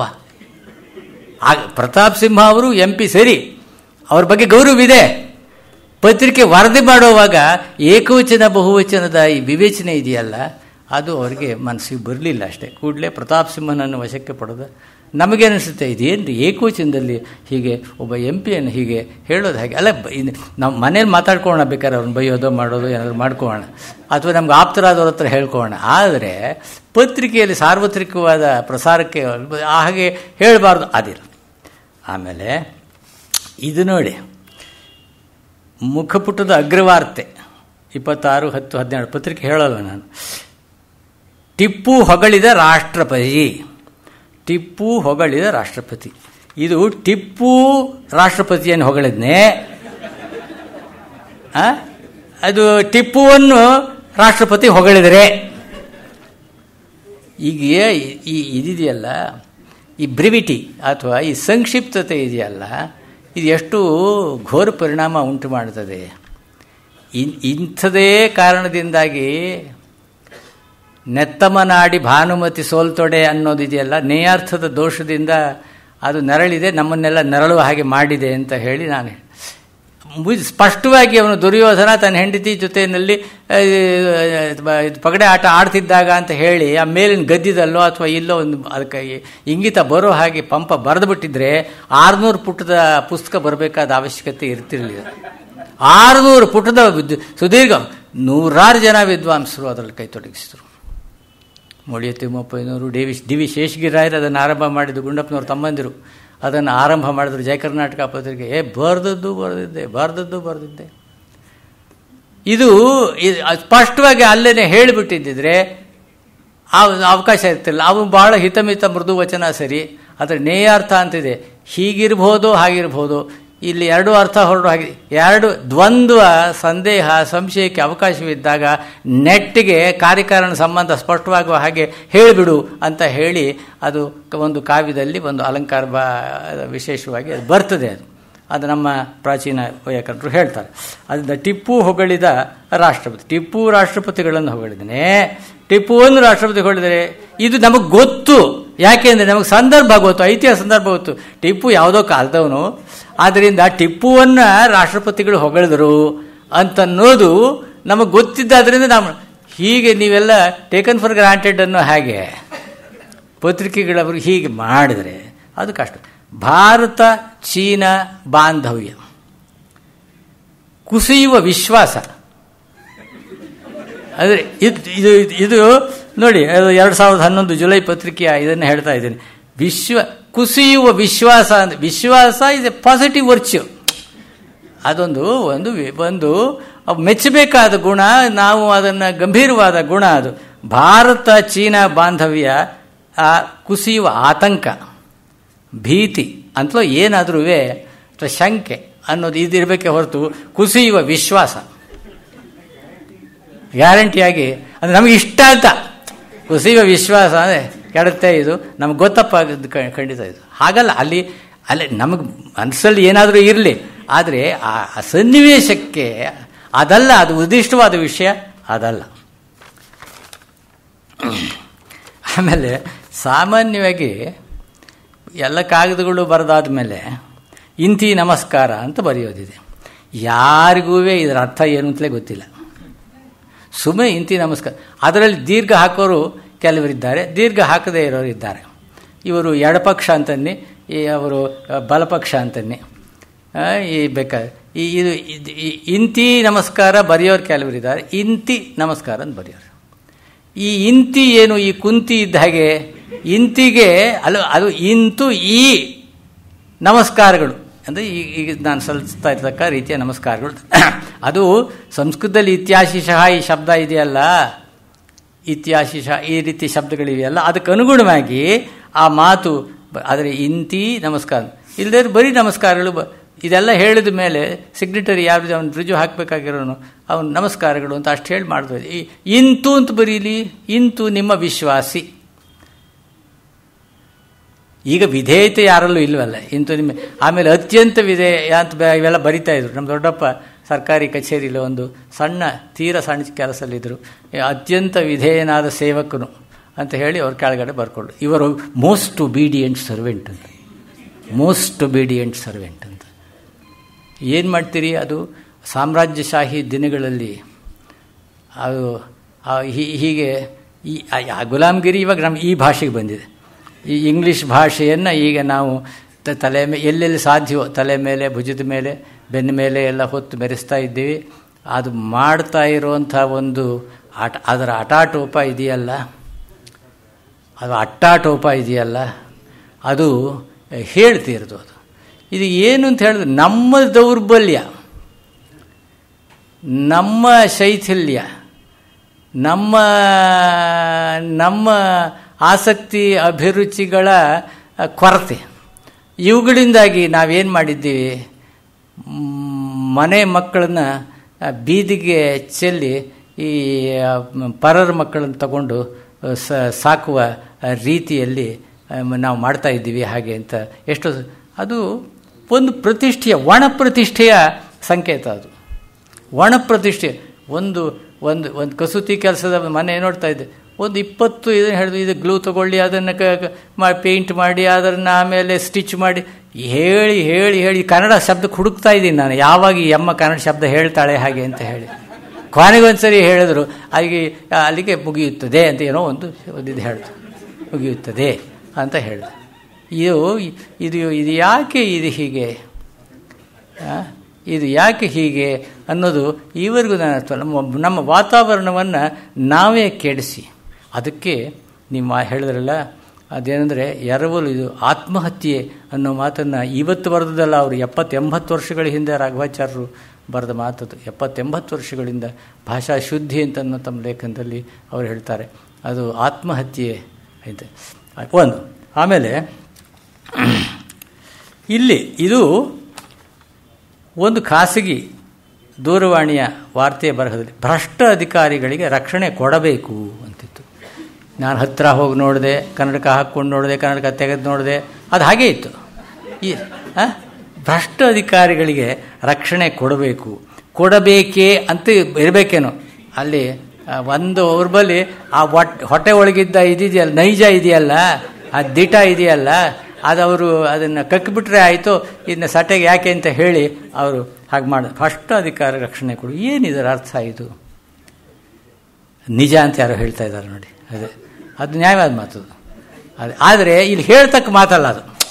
ಇದರಲ್ಲಿ ಪತ್ರಿಕೆಗಳಲ್ಲಿ ಇದರಲ್ಲಿ ಖಾಸಗಿ ಇದರಲ್ಲಿ ಅವ್ರು ಹೇಳಿರ್ತಕ್ಕಂಥದ್ದು ಇದೆಯಲ್ಲ, ಅದು ಹೇಳ್ತಕ್ಕ ಮಾತು ಅಲ್ಲ ಅದು ಹಾಗೆ ಅಂತ ಹೇಳಿ. ಆಮೇಲೆ ನಿಮ್ಮ ಆಮೇಲೆ ಇದು ನೋಡಿ, ಇದು ಈಗ BM ಶ್ರೀಕಂಠಯ್ಯನವರೂ ಈ ಅನುಮಾನವನ್ನು ಎಷ್ಟು ಸೂಕ್ಷ್ಮಗ್ರಾಹಿಯಾದ ಒಂದು ಪಾಂಡಿತ್ಯ. ಅದಕ್ಕೆ DL ನರಸಿಂಹಾಚಾರ್ಯ ಹೇಳಿದಾಗ ನನಗೆ DL ನರಸಿಂಹಾಚಾರ್ಯ ಬಹಳ ದೊಡ್ಡ ವಿದ್ವಾಂಸರು, ನಮ್ಮ ಗುರುಗಳು. ಅವರು ನಾನು ವಿದ್ವತ್ತೆಯನ್ನು BM ಶ್ರೀಕಂಠಯ್ಯನವರಿಂದ ಕಲಿತೆ ಕಣಯ್ಯ ಅಂತ 2 ಸರಿ ಹೇಳಿದರು. ಮನುಷ್ಯತ್ವವನ್ನು TS ವೆಂಕಣ್ಣಯ್ಯನವರಿಂದ ಕಲಿತೆ ಅಂತ ಹೇಳಿದ್ರು. ಅವರು ಈ ಕನ್ನಡಕ್ಕೆ ಒಂದು ಕಟ್ಟು ಮತ್ತು ಕನ್ನಡ ಮಾತಳಿಯತ್ವ, ಕನ್ನಡಕ್ಕೆ ಒಂದು ಕಟ್ಟು, ಇದು ಕನ್ನಡ ಮಾತಳಿಯತ್ವ ಬಗ್ಗೆ 2 ಪ್ರಬಂಧಗಳಲ್ಲಿ ಅವರು ಅದನ್ನು ವಿವರಿಸ್ತಾರೆ. ಹೊಸಗನ್ನಡ ಹೇಗಿರಬೇಕು ಹಾಗೆ ಅಂತ. ಇದು ಅಲ್ಲಿ ಹೇಳ ಮಧ್ಯಮ ಪುರುಷ ಬಹುವಚನ ಕ್ರಿಯಾಪದಗಳಾದ ಹೋಗಿರಿ, ನೀವು ಹೋಗಿರಿ, ಅದೇ ಹೋಗಿ ಇರಿ ಅನ್ನೋ. ಆದರೆ ಕೆಲವರು ಉತ್ತರ ಬರೀರಿ, ಅದು ಉತ್ತರಿಸಿರಿ ಆಯ್ತಾ, ಬನ್ನಿರಿ ಒಂದೇ ಅರ್ಥ. ಇದಕ್ಕೆ ಚರಿತ್ರೆ ಇದೆ ಬಿಡಿ, ಇದು ಹೇಗೆ ಇದು ಡೆವಲಪ್ ಆಯಿತು. ಇಂತಹ ಪ್ರಯೋಗಗಳಲ್ಲಿ ಈ ಇರಿ ಪ್ರತಿಗಳನ್ನು ತೃಪ್ತಿಕರವಾಗಿ ವಿವರಿಸೋದು ಹೇಗೆ. ವಿದ್ಯಾರ್ಥಿಗಳು ಈಗ ನೋಡಿ, ಈಗೇನೆಂದರೆ ಅವನು ಕೇಳನು, ನೀನು ಕೇಳೆ, ಎಷ್ಟು ಹೇಳಿದ್ರು ನೀನು ಕೇಳೋದಿಲ್ಲ ಅಂತ ಅನ್ನೋದಕ್ಕೆ ನೋಡೆ, ನುಡಿಯೆ, ತಿನ್ನೆ, ಇದು ಹೇಳು. ಆಮೇಲೆ ತಿನ್ನಿರಿ ಅಂತ ನೀವು ಹೇಳಿದರೆ ಅಸ್ಥ್ಯರ್ಥ, ಪಾಸಿಟಿವ್ ಸೆನ್ಸ್ ಬಂದ್ಬಿಡುತ್ತೆ ಅದು. ಆದರೆ ಇದು ಸ್ವಲ್ಪ ಭ್ರಮೆ ಉಂಟು ಮಾಡ್ತದೆ ಅನ್ನೋ ಮಾತನ್ನು ಬರೆದು ವ್ಯಾಕರಣಗಳಲ್ಲಿ ನೀವು ತೆಗೆದು ನೋಡ್ರಿ. ಕೆಲವರು ಈಗ ನನ್ನನ್ನು ಒಳ್ಕೊಂಡ ಹಾಗೆ ಅದು, ಯಾಕಂದರೆ ತಿನ್ನರಿ ಅಂತ ಹೇಳಿದ್ರೆ ಆ ಅದು ಯಾವಾಗ ಇದು ಪ್ರಥಮ ಪುರುಷದ ಇದಕ್ಕೆ ಅದು ಬಂದ್ಬಿಡುತ್ತೆ. ಅದು ಅಲ್ಲಿ ಮಾತ್ರ, ಅದು ಉಳಿದಕ್ಕೆಲ್ಲ ಅಲ್ಲಿ ಆಖ್ಯಾತ್ ಪ್ರತ್ಯಯ ಕರೆಕ್ಟಾಗಿ ನಾವು ಕೊಟ್ಕೊಂಡು ತಿನ್ನನು, ತಿನ್ನಳು, ತಿನ್ನದು, ತಿನ್ನೆ, ತಿನ್ನಿರಿ, ಬನ್ನಿರಿ ಇದ್ದ ಹಾಗೆ ಇದು ಹೇಳಿದಾಗ ಕಷ್ಟ ಆಗ್ತದೆ ಹಾಗೆ. ಆದರೆ ಅಷ್ಟೊತ್ತಿಂದ ಬಡ್ಕೋತಾನೆ ಇದ್ದೀನಿ, ಎಷ್ಟು ಹೇಳಿದ್ರು ನೀವು ಕೇಳ್ರಿ ಅಂದರೆ ಕೇಳೋದಿಲ್ಲ ಅನ್ನೋ ಸೆನ್ಸ್ ಬರುತ್ತೆ. ಆ ಮಾತಿನ ವರಸೆಯನ್ನು ಬರವಣಿಗೆಯಲ್ಲಿ ತೋರಿಸೋದು ಕಷ್ಟ. ಹೇಳ್ತಾನೆ ಇದ್ದೀನಿ, ಎಷ್ಟು ಬಡ್ಕೊಟ್ರು.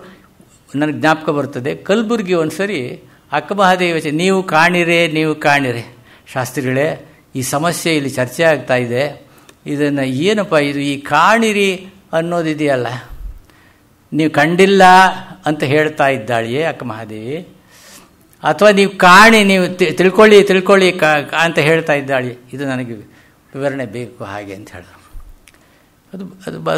ಇದು ಬಸವಾದ್ಯರ ವಚನ ಇದರಲ್ಲಿ ಬರ್ತದೆ. ಅದು ನಾನು ಹೇಳಿದೆ, ಈಗ ನೀವು ಕಂಡಿಲ್ಲವೇ, ನೀವು ನೋಡಿ ಅಲ್ಲ, ನೀವು ಕಂಡಿಲ್ವೇ ಅನ್ನೋ ಇದು ಈಗ ನಂಗೆ ಸಮಾಧಾನ ಆಯಿತು ಹಾಗೆ ಅಂತ ಹೇಳು. ಆಮೇಲೆ ಕ್ರಿಯಾರ್ಥ ಶಬ್ದಗಳ ಇವೆ, ಇದಕ್ಕೊಂದು ಜಗಳ ಆಡಿದ್ದಾರೆ. ತೀನಂ ಶ್ರೀಕಂಠಯ್ಯನವರು 25 ಅವರು ಬರೆದ್ರೆ ಸಣ್ಣ ಟಿಪ್ಪಣಿ ಬರೆದಾಗ ಬರೆದ್ರು, ದೊಡ್ಡ ಲೇಖನ. ಅವರು ಭಾಳ ಹಿಂದೆನೇ ಬರೆದ್ರು ಸಾಹಿತ್ಯ. ಈಗ ಈ ಪುಸ್ತಕ ಮೇಜಿನ ಮೇಲೆ ಇದೆ. ಇದನ್ನು ಕ್ರಿಯಾಪದವಾಗಿ ಇದನ್ನು ಹೇಗೆ ಬಿಡಿಸ್ತೀರಿ, ಹೇಗೆ ಇದು ಧಾತು ಯಾವುದು, ಆ ಧಾತುವಿಗೆ ಸೇರಿರೋ ಪ್ರತ್ಯಯ ಯಾವುದು, ನಡೆಯುತ್ತದೆ ಇದ್ದ ಹಾಗೆ, ತಿಂದನೂ ಇದ್ದ ಹಾಗೆ, ಕೇಳುತ್ತದೆ ಅಂತಿದ್ದ ಹಾಗೆ, ಇದೆ ಅನ್ನೋದಕ್ಕೆ ಇದು ಕ್ರಿಯಾಪದವಾದರೆ ಇದಕ್ಕೆ ಇದರ ಧಾತು ಯಾವುದು, ಇದಕ್ಕೆ ಸೇರಿದ ದೊಡ್ಡ ಚರ್ಚೆ. ಇವರು ಮತ್ತು ಉತ್ತರ ಕರ್ನಾಟಕದ ಅದು ಪತ್ರಿಕೆಯಲ್ಲಿ ಅನೇಕ ಕಾಲ ಅದು ಪಬ್ಲಿಷ್, ಇವೆಲ್ಲ ಸೂಕ್ಷ್ಮವಾದ ಸಂಗತಿಗಳಿವು. ಆಮೇಲೆ ಪ್ರಥಮ ವಿಭಕ್ತಿ ಪ್ರತಿ ಸೇರುವ ವಿಚಾರದ ತೊಡಕುಗಳನ್ನು ಸಮರ್ಪ. ಈಗ ಅದೇ ಗಿಳಿಯು ಗುರುವು ಇವೆಲ್ಲ ಆಯ್ತಲ್ಲ. ಈಗ ಗಿಳಿಯು ಮಾತಾಡಿತು, ಗುರುವು ಬಂದನು. ಈ ಯಾಕೆ ಬೇಕು, ಪ್ರಕೃತಿಯೇ ಅದು ನಡೆಯುತ್ತೆ ಅಂತ ನಾವು. ಆದರೆ ಹಾಗೆ ಹಾಕದೇ ಇದ್ರೆ ಏನಾಗುತ್ತೆ ಅಂದರೆ ಈ ಎರಡು ನಾಮಪದಗಳನ್ನು ಹೇಗೆ ತಂದಾಗ ಅದೇನು ದ್ವಂದ್ವ ಸಮಾಸವು ಅಂತ ಅನ್ನೋ ಭ್ರಮೆಯನ್ನು ಅದು ಉಂಟು ಮಾಡೋ ಸಾಧ್ಯತೆ ಇದ್ದೇ ಇರ್ತದೆ ಅನ್ನೋ ಮಾತು ಒಂದು. ಆಮೇಲೆ ಈಗ ರಾಮನನ್ನ ಮನೆಯನ್ನ ಈ ರೀತಿ ಇದು. ಆಮೇಲೆ ಇದನ್ನು ಹೇಳಿದೆ ನಾನು, ಸ್ಥಳವಾಚಕ ವ್ಯಕ್ತಿವಾಚಕ ವ್ಯಂಜನಾಂತ ಶಬ್ದಗಳಿದ್ದ ವಿಭಕ್ತಿ ಪ್ರತ್ಯಯಗಳನ್ನು ಹಚ್ಚೋದು ಹೇಗೆ, ಲಂಡನ್ನನ್ನು ರಾಮನ್ ಇದು ಹೇಗೆ, ಇದೊಂದು ತಮಾಷೆ. ಇದೇನು ದೊಡ್ಡವರು ಬರೀತಾರೆ, ಕುವೆಂಪು ಅವರಿಗೆ ಸರಿ. ಈ ಕುವೆಂಪುರು ಏನಿದು, ಕುವೆಂಪುರು ಈ ಮಧ್ಯೆ ಬಂದರೆ ಅದು ಹೇಗೆ ಎಕ್ಸ್ಪ್ಲೈನ್ ಮಾಡ್ತೀರಪ್ಪ, ಅದನ್ನು ಹೇಗೆ ವಿವರಿಸ್ತೀರಿ? ಕುವೆಂಪುರವರು ಏನು ಬರೀತಾ ಇದ್ದೀನಿ, ತಾನು ಬರೋದು ಸರಿಯಾಗಿದೆಯೇ ಅಂತ ಯೋಚನೆ ಮಾಡಬೇಕು ಬೇಡ. ಕುವೆಂಪುರವರು ಇದು ಬಹಳ ಸೀರಿಯಸ್ ಇಶ್ಯೂ ಇದು ಒಂದು. ಆಮೇಲೆ ಇನ್ನೊಂದು ನಾನು ಹೇಳಿದೆ, ಮಾಡಬೇಕಾದದ್ದು ಇರಬೇಕಾದ್ದು. ನನಗೆ ವರದರಾಜರು ಒಂದ್ಸರಿ ಕೇಳಿದ್ರು, ಇದೇನು ನೀವು ಇದು ಇರಬೇಕಾದ್ದು ಅಂತ ಹರಸು ಮಾಡ್ತಿರಲ್ಲ, ಮಾಡಬೇಕಾದದ್ದು ಇರಬೇಕಾದದ್ದು ಅಂತ ಇರಬೇಕು ಅಂತ ಅವರು ಹೇಳಿದ್ರು. ಇಲ್ಲೇನಾಗಿದೆ, ಮಾಡಬೇಕಾದುದು ಎರಡು ದಕಾರ ಕಂಪ್ರೆಸ್ ಆಗಿ ಅದು ಸೇರಿಕೊಂಡು ಒತ್ತಾಗ್ತದೆ. ಒಂದು ಒತ್ತಾಗುತ್ತೆ, ಇನ್ನೊಂದು ಸ್ವತಂತ್ರವಾಗಿರ್ತದೆ. ಅದು ಮಾಡಬೇಕಾದುದು ಹೀಗೆ. ಅದೇ ನಾನು ಹೇಳಿದೆ, ಲೇಖಕರದ್ದು ಸಾಕು, ಇದು ವಿಷಯ ಆಯಿತಾ. ಆಮೇಲೆ ಹೀಗೆ ಇದು ಎಲ್ಲ ಏನು ಅಂದರೆ, ಮೊದಲು ನಮ್ಮ ನರಸಿಂಹಾಚಾರ್ಯರು ಮೊದಲು ಪ್ರಶ್ನೆಗಳು ಹುಟ್ಟಬೇಕಯ್ಯ. ಪ್ರಶ್ನೆಗಳು ಹುಟ್ಟೋದೇ ಒಂದು ವಿದ್ವತ್ತಿಯ ಲಕ್ಷಣ. ಅದು ಇಲ್ಲೇನೆಂದರೆ ಕನ್ನಡದ ಬಗ್ಗೆ ಇವನಿಗೆ ವಿಚಾರವಿದೆ. ಇದು ಯಾಕೆ ಸ್ವಾಮಿಗಳವರು, ಈಗ ಸ್ವಾಮಿಗಳು ಅಷ್ಟೇ ಸಾಲದೆ ಸ್ವಾಮಿಗಳವರು ಯಾಕೆ, ಸ್ವಾಮಿಗಳು ಏಕವಚನವೋ ಗೌರವ ಬಹುವಚನವೋ, ಅದು ಹೇಗೆ, ಅದು ಇವೆ ಇಂಥ ಸಮಸ್ಯೆ ಕೆಲವರು ಕೇಳ್ತಿರ್ತಾರೆ. ಆ ಕೇಳೋ ಇವ್ರ ಬಗ್ಗೆ ಆದರೆ ಅವರಿಗೆ ಇದರ ಬಗ್ಗೆ ಒಂದು ಆಸಕ್ತಿ, ಕುತೂಹಲ ಮತ್ತು ಇದು ಸ್ಪಷ್ಟಪಡಿಸ್ಕೊಳ್ಬೇಕು ಅಂತ ಅನ್ನೋ ಉದ್ದೇಶವಿರುತ್ತೆ. ಅದಕ್ಕೆ ಹೇಳೋದಕ್ಕೆ ದವಾಖಾನೆಗಳಿರಬೇಕು. ಅದು ಒಳ್ಳೆಯ ಸರ್ಜನ್ಸ್ ಸಿಗಬೇಕು ಅವರಿಗೆ ಅಲ್ವಾ. ಆದ್ದರಿಂದ ಇಂಥ ಸಮಸ್ಯೆಗಳು ಬಂದಾಗ ಒಂದ್ಸರಿ ಪಿತ್ತ ಕೆರಳ್ತದೆ. ಪಿತ್ತ ಅಲ್ಲ, ನಮ್ಮ ಇವರೇ ರಾಘವಾಚಾರ್ಯರು ರಾಳಪಲ್ಲಿ ಅನಂತಕೃಷ್ಣರು ಪಿತ್ತ ಅಂತ ಬರಿತಾ ಇದ್ದರಂತೆ. ಆಗ ಸಾರಿ ಶಬ್ದ ಅವ್ರಿಗೆ ಮೇಷ್ಟ್ರು, ನನಗೂ ಮೇಷ್ಟ್ರು ರಾಳಪಲ್ಲಿಯವರು. ಅವರು ಅನೇಕ ಎಕ್ಸ್ಟೆನ್ಷನ್ಗಳು, ಅದು ಮುಂದುವರಿಕೆಗಳು ನಡೆದು 5-6 ನಡೆದಿತ್ತು. ಸಿ ಆರ್ ರೆಡ್ಡಿ ಅವರಿಗೆ ಹೇಳಿದ್ರಂತೆ, ನೀವು ನಮ್ಮ ಹುಡುಗರಿಗೆ ಯೂನಿವರ್ಸಿಟಿ ಒಳಗೆ ತೆಲುಗು ಪಾಠ ಹೇಳಿ ಅಂತ. ಅಯ್ಯೋ ನನಗೇನು ಕ್ವಾಲಿಫಿಕೇಷನ್ ಇಲ್ವಲ್ಲ ಹಾಗೆ ಅಂದ್ರಂತೆ ಅವರು. ಅದಕ್ಕೆ ಈ ಕಡೆಗೆ ಅವರಿಗೆ ಈ LS ಇತ್ಯಾದಿ ಕ್ರಮದಲ್ಲಿ ಓದೇ ಇಲ್ಲ. ಅವರು ಪರಕಾಲ ಮಠದಲ್ಲಿದ್ದು ಏನೋ ಅಷ್ಟರ ಜೊತೆಯಲ್ಲಿ ಇದ್ದು ವಿದ್ವತ್ತು ಇಲ್ಲ, ಪಂಡಿತ ಇದು ಏನೂ ಇಲ್ಲ ಅವ್ರಿಗೆ. ಆದರೆ ವಿದ್ವತ್ ಗಳಿಸಿದ್ರು ಅವರು ಅಲ್ಲಿ. ಅದಕ್ಕೆ ನೀವೀಗ ಓದ್ತಾ ಇದ್ದೀರಲ್ಲ ಪದ್ಯ, ಈ ಥರ ಅಲ್ಲಿ ಓದಿದ್ರೆ ಸಾಕು, ಹುಡುಗರಿಗೆ ಓದಿದ್ರೆ ಸಾಕು. ಆಮೇಲೆ ಅವರು ತಮಿಳು ಮನೆ ಮಾತಿನ ಕವೆಂ ರಾಘವಾಚಾರ್ ತೆಲುಗು ಕಲ್ತ್ಕೊಳ್ಳೋದಕ್ಕೆ ಇವರು ಶಿಷ್ಯರಾಗೋದಕ್ಕೆ ಇಷ್ಟಪಟ್ರು ಅವರು. ಈ ಗುಂಡಪ್ಪನವರ ಇದರಲ್ಲೂ ಬರುತ್ತದೆ. ಆಮೇಲೆ ಇವೆಲ್ಲ ಭಾಳ ಸ್ವಾರಸ್ಯವಾದ ಸಂಗತಿಗಳು. ಆಮೇಲೆ ಇವರು ಹೇಳಿದಂತೆ, ಸರ್ ಇದು ಅಲ್ಪ ಪುರಾಣ ಇರಬೇಕಲ್ಲ. ಹೌದಲ್ಲ ರಾಘವಾಚಾರ್, ಏನು ಭ್ರಮೆ ಕವಿದಿತ್ತು ನನಗೆ. ಈಗ ಅದು ಅನೇಕ ವೇಳೆ ಏನಾಗುತ್ತೆ, ವೈದಿಕರಿಗೆ ಸಂಪ್ರದಾಯಸ್ಥರಿಗೆ ಮಹಾಪ್ರಾಣ ಹಾಕದೇ ಇದ್ದರೆ ಅದೆಲ್ಲ ತಪ್ಪು ಏನೋ ಅನ್ನೋ ಒಂದು ಭ್ರಮೆ ಉಂಟು ಮಾಡಿರೋ ಸಂದರ್ಭಗಳು ಇರ್ತವೆ. ಘಂಟೆ ಅಂತಲೇ ಹೇಳಬೇಕು. ಘಂಟೆ ಅಂತ ಹೇಳಿದ್ರೆ ತಪ್ಪು, ಘಂಟಾ ಘೋಷ, ಘಂಟೆ ಅಂತ ಹೇಳಬೇಕು ಅಂತ. ಘಂಟೆ ಅಂತ ಹೇಳಿದರೆ ಸಂಸ್ಕೃತವಾಯಿತು, ಗಂಟೆ ಅಂತ ಹೇಳಿದ್ರೆ ತದ್ಭವವಾಯಿತು ಅಷ್ಟೇ. ಆ ಮಹಾಪ್ರಾಣ ಹೋಗಿದೆ, ಅದು ಅಲ್ಪ ಪ್ರಾಣವಾದಾಗ ತದ್ಭವವಾಗುತ್ತೆ. ಘಂಟೆ ಆದಮೇಲೆ ಮಾಲೆ ಬಾಲೆ ಆದ ಹಾಗೆ ಅದು ಸಂಸ್ಕೃತವಾಯಿತು. ಏನು ವ್ಯತ್ಯಾಸ ಇಲ್ಲ. ಆದರೆ ಅದನ್ನು ಬಳಸೋ ವಿಚಾರದಲ್ಲಿ ನಮಗೆ ಒಂದು ಎಚ್ಚರಿಕೆ ಇರಬೇಕು ಹಾಗೆ ಅಂತ. ಅದರಿಂದ ಈಗ ಏನಾಗ್ತದೆ, ಈ ತಪ್ಪುಗಳನ್ನು ತಿದ್ದುಕೊಳ್ಳೋ ಸಂದರ್ಭಗಳು ಇದ್ದೇ ಇರ್ತವೆ, ಸರಿಪಡಿಸ್ಕೊಳ್ಳೋ ಸಂದರ್ಭಗಳು ಇದ್ದೇ ಇರ್ತವೆ. ಆಯ್ತು, ಅವುಗಳನ್ನು ಇದು ದೊಡ್ಡವರು ಮಾಡ್ಬೋದು. ದೊಡ್ಡವರು ಮಾಡಿದ್ದನ್ನು ಚಿಕ್ಕವರು ತೋರಿಸಬಾರ್ದು ಅಂತೆ. ಬಾಲಾದಪಿ ಶುಕಾದಪಿ ಅದನ್ನು ತಪ್ಪುಗಳನ್ನ ಎಲ್ಲ. ಆಮೇಲೆ ಅವರು ಅದು ಅದನ್ನು ಮುಕ್ತವಾದ ಮನಸ್ಸಿನಿಂದ ತಿದ್ದುಕೊಳ್ಳೋ ಅಂಥ ಇದು ಬೇಕು. ನಮ್ಮ ಮಾತಿನ ವ್ಯವಹಾರದಲ್ಲೂ ಕೂಡ ನಾವು ಒಂದು ಎಚ್ಚರ ಇರಬೇಕು ಹಾಗೆ ಅಂತ ಅನ್ನಿಸ್ತದೆ. ಇವತ್ತಿಗೆ ಈ ಪುರಾಣ ಇಷ್ಟು ಸಾಕು ಅಂತ ಕಾಣಿಸ್ತದೆ. ಭಾಳ ಸಂತೋಷ ನನಗೆ.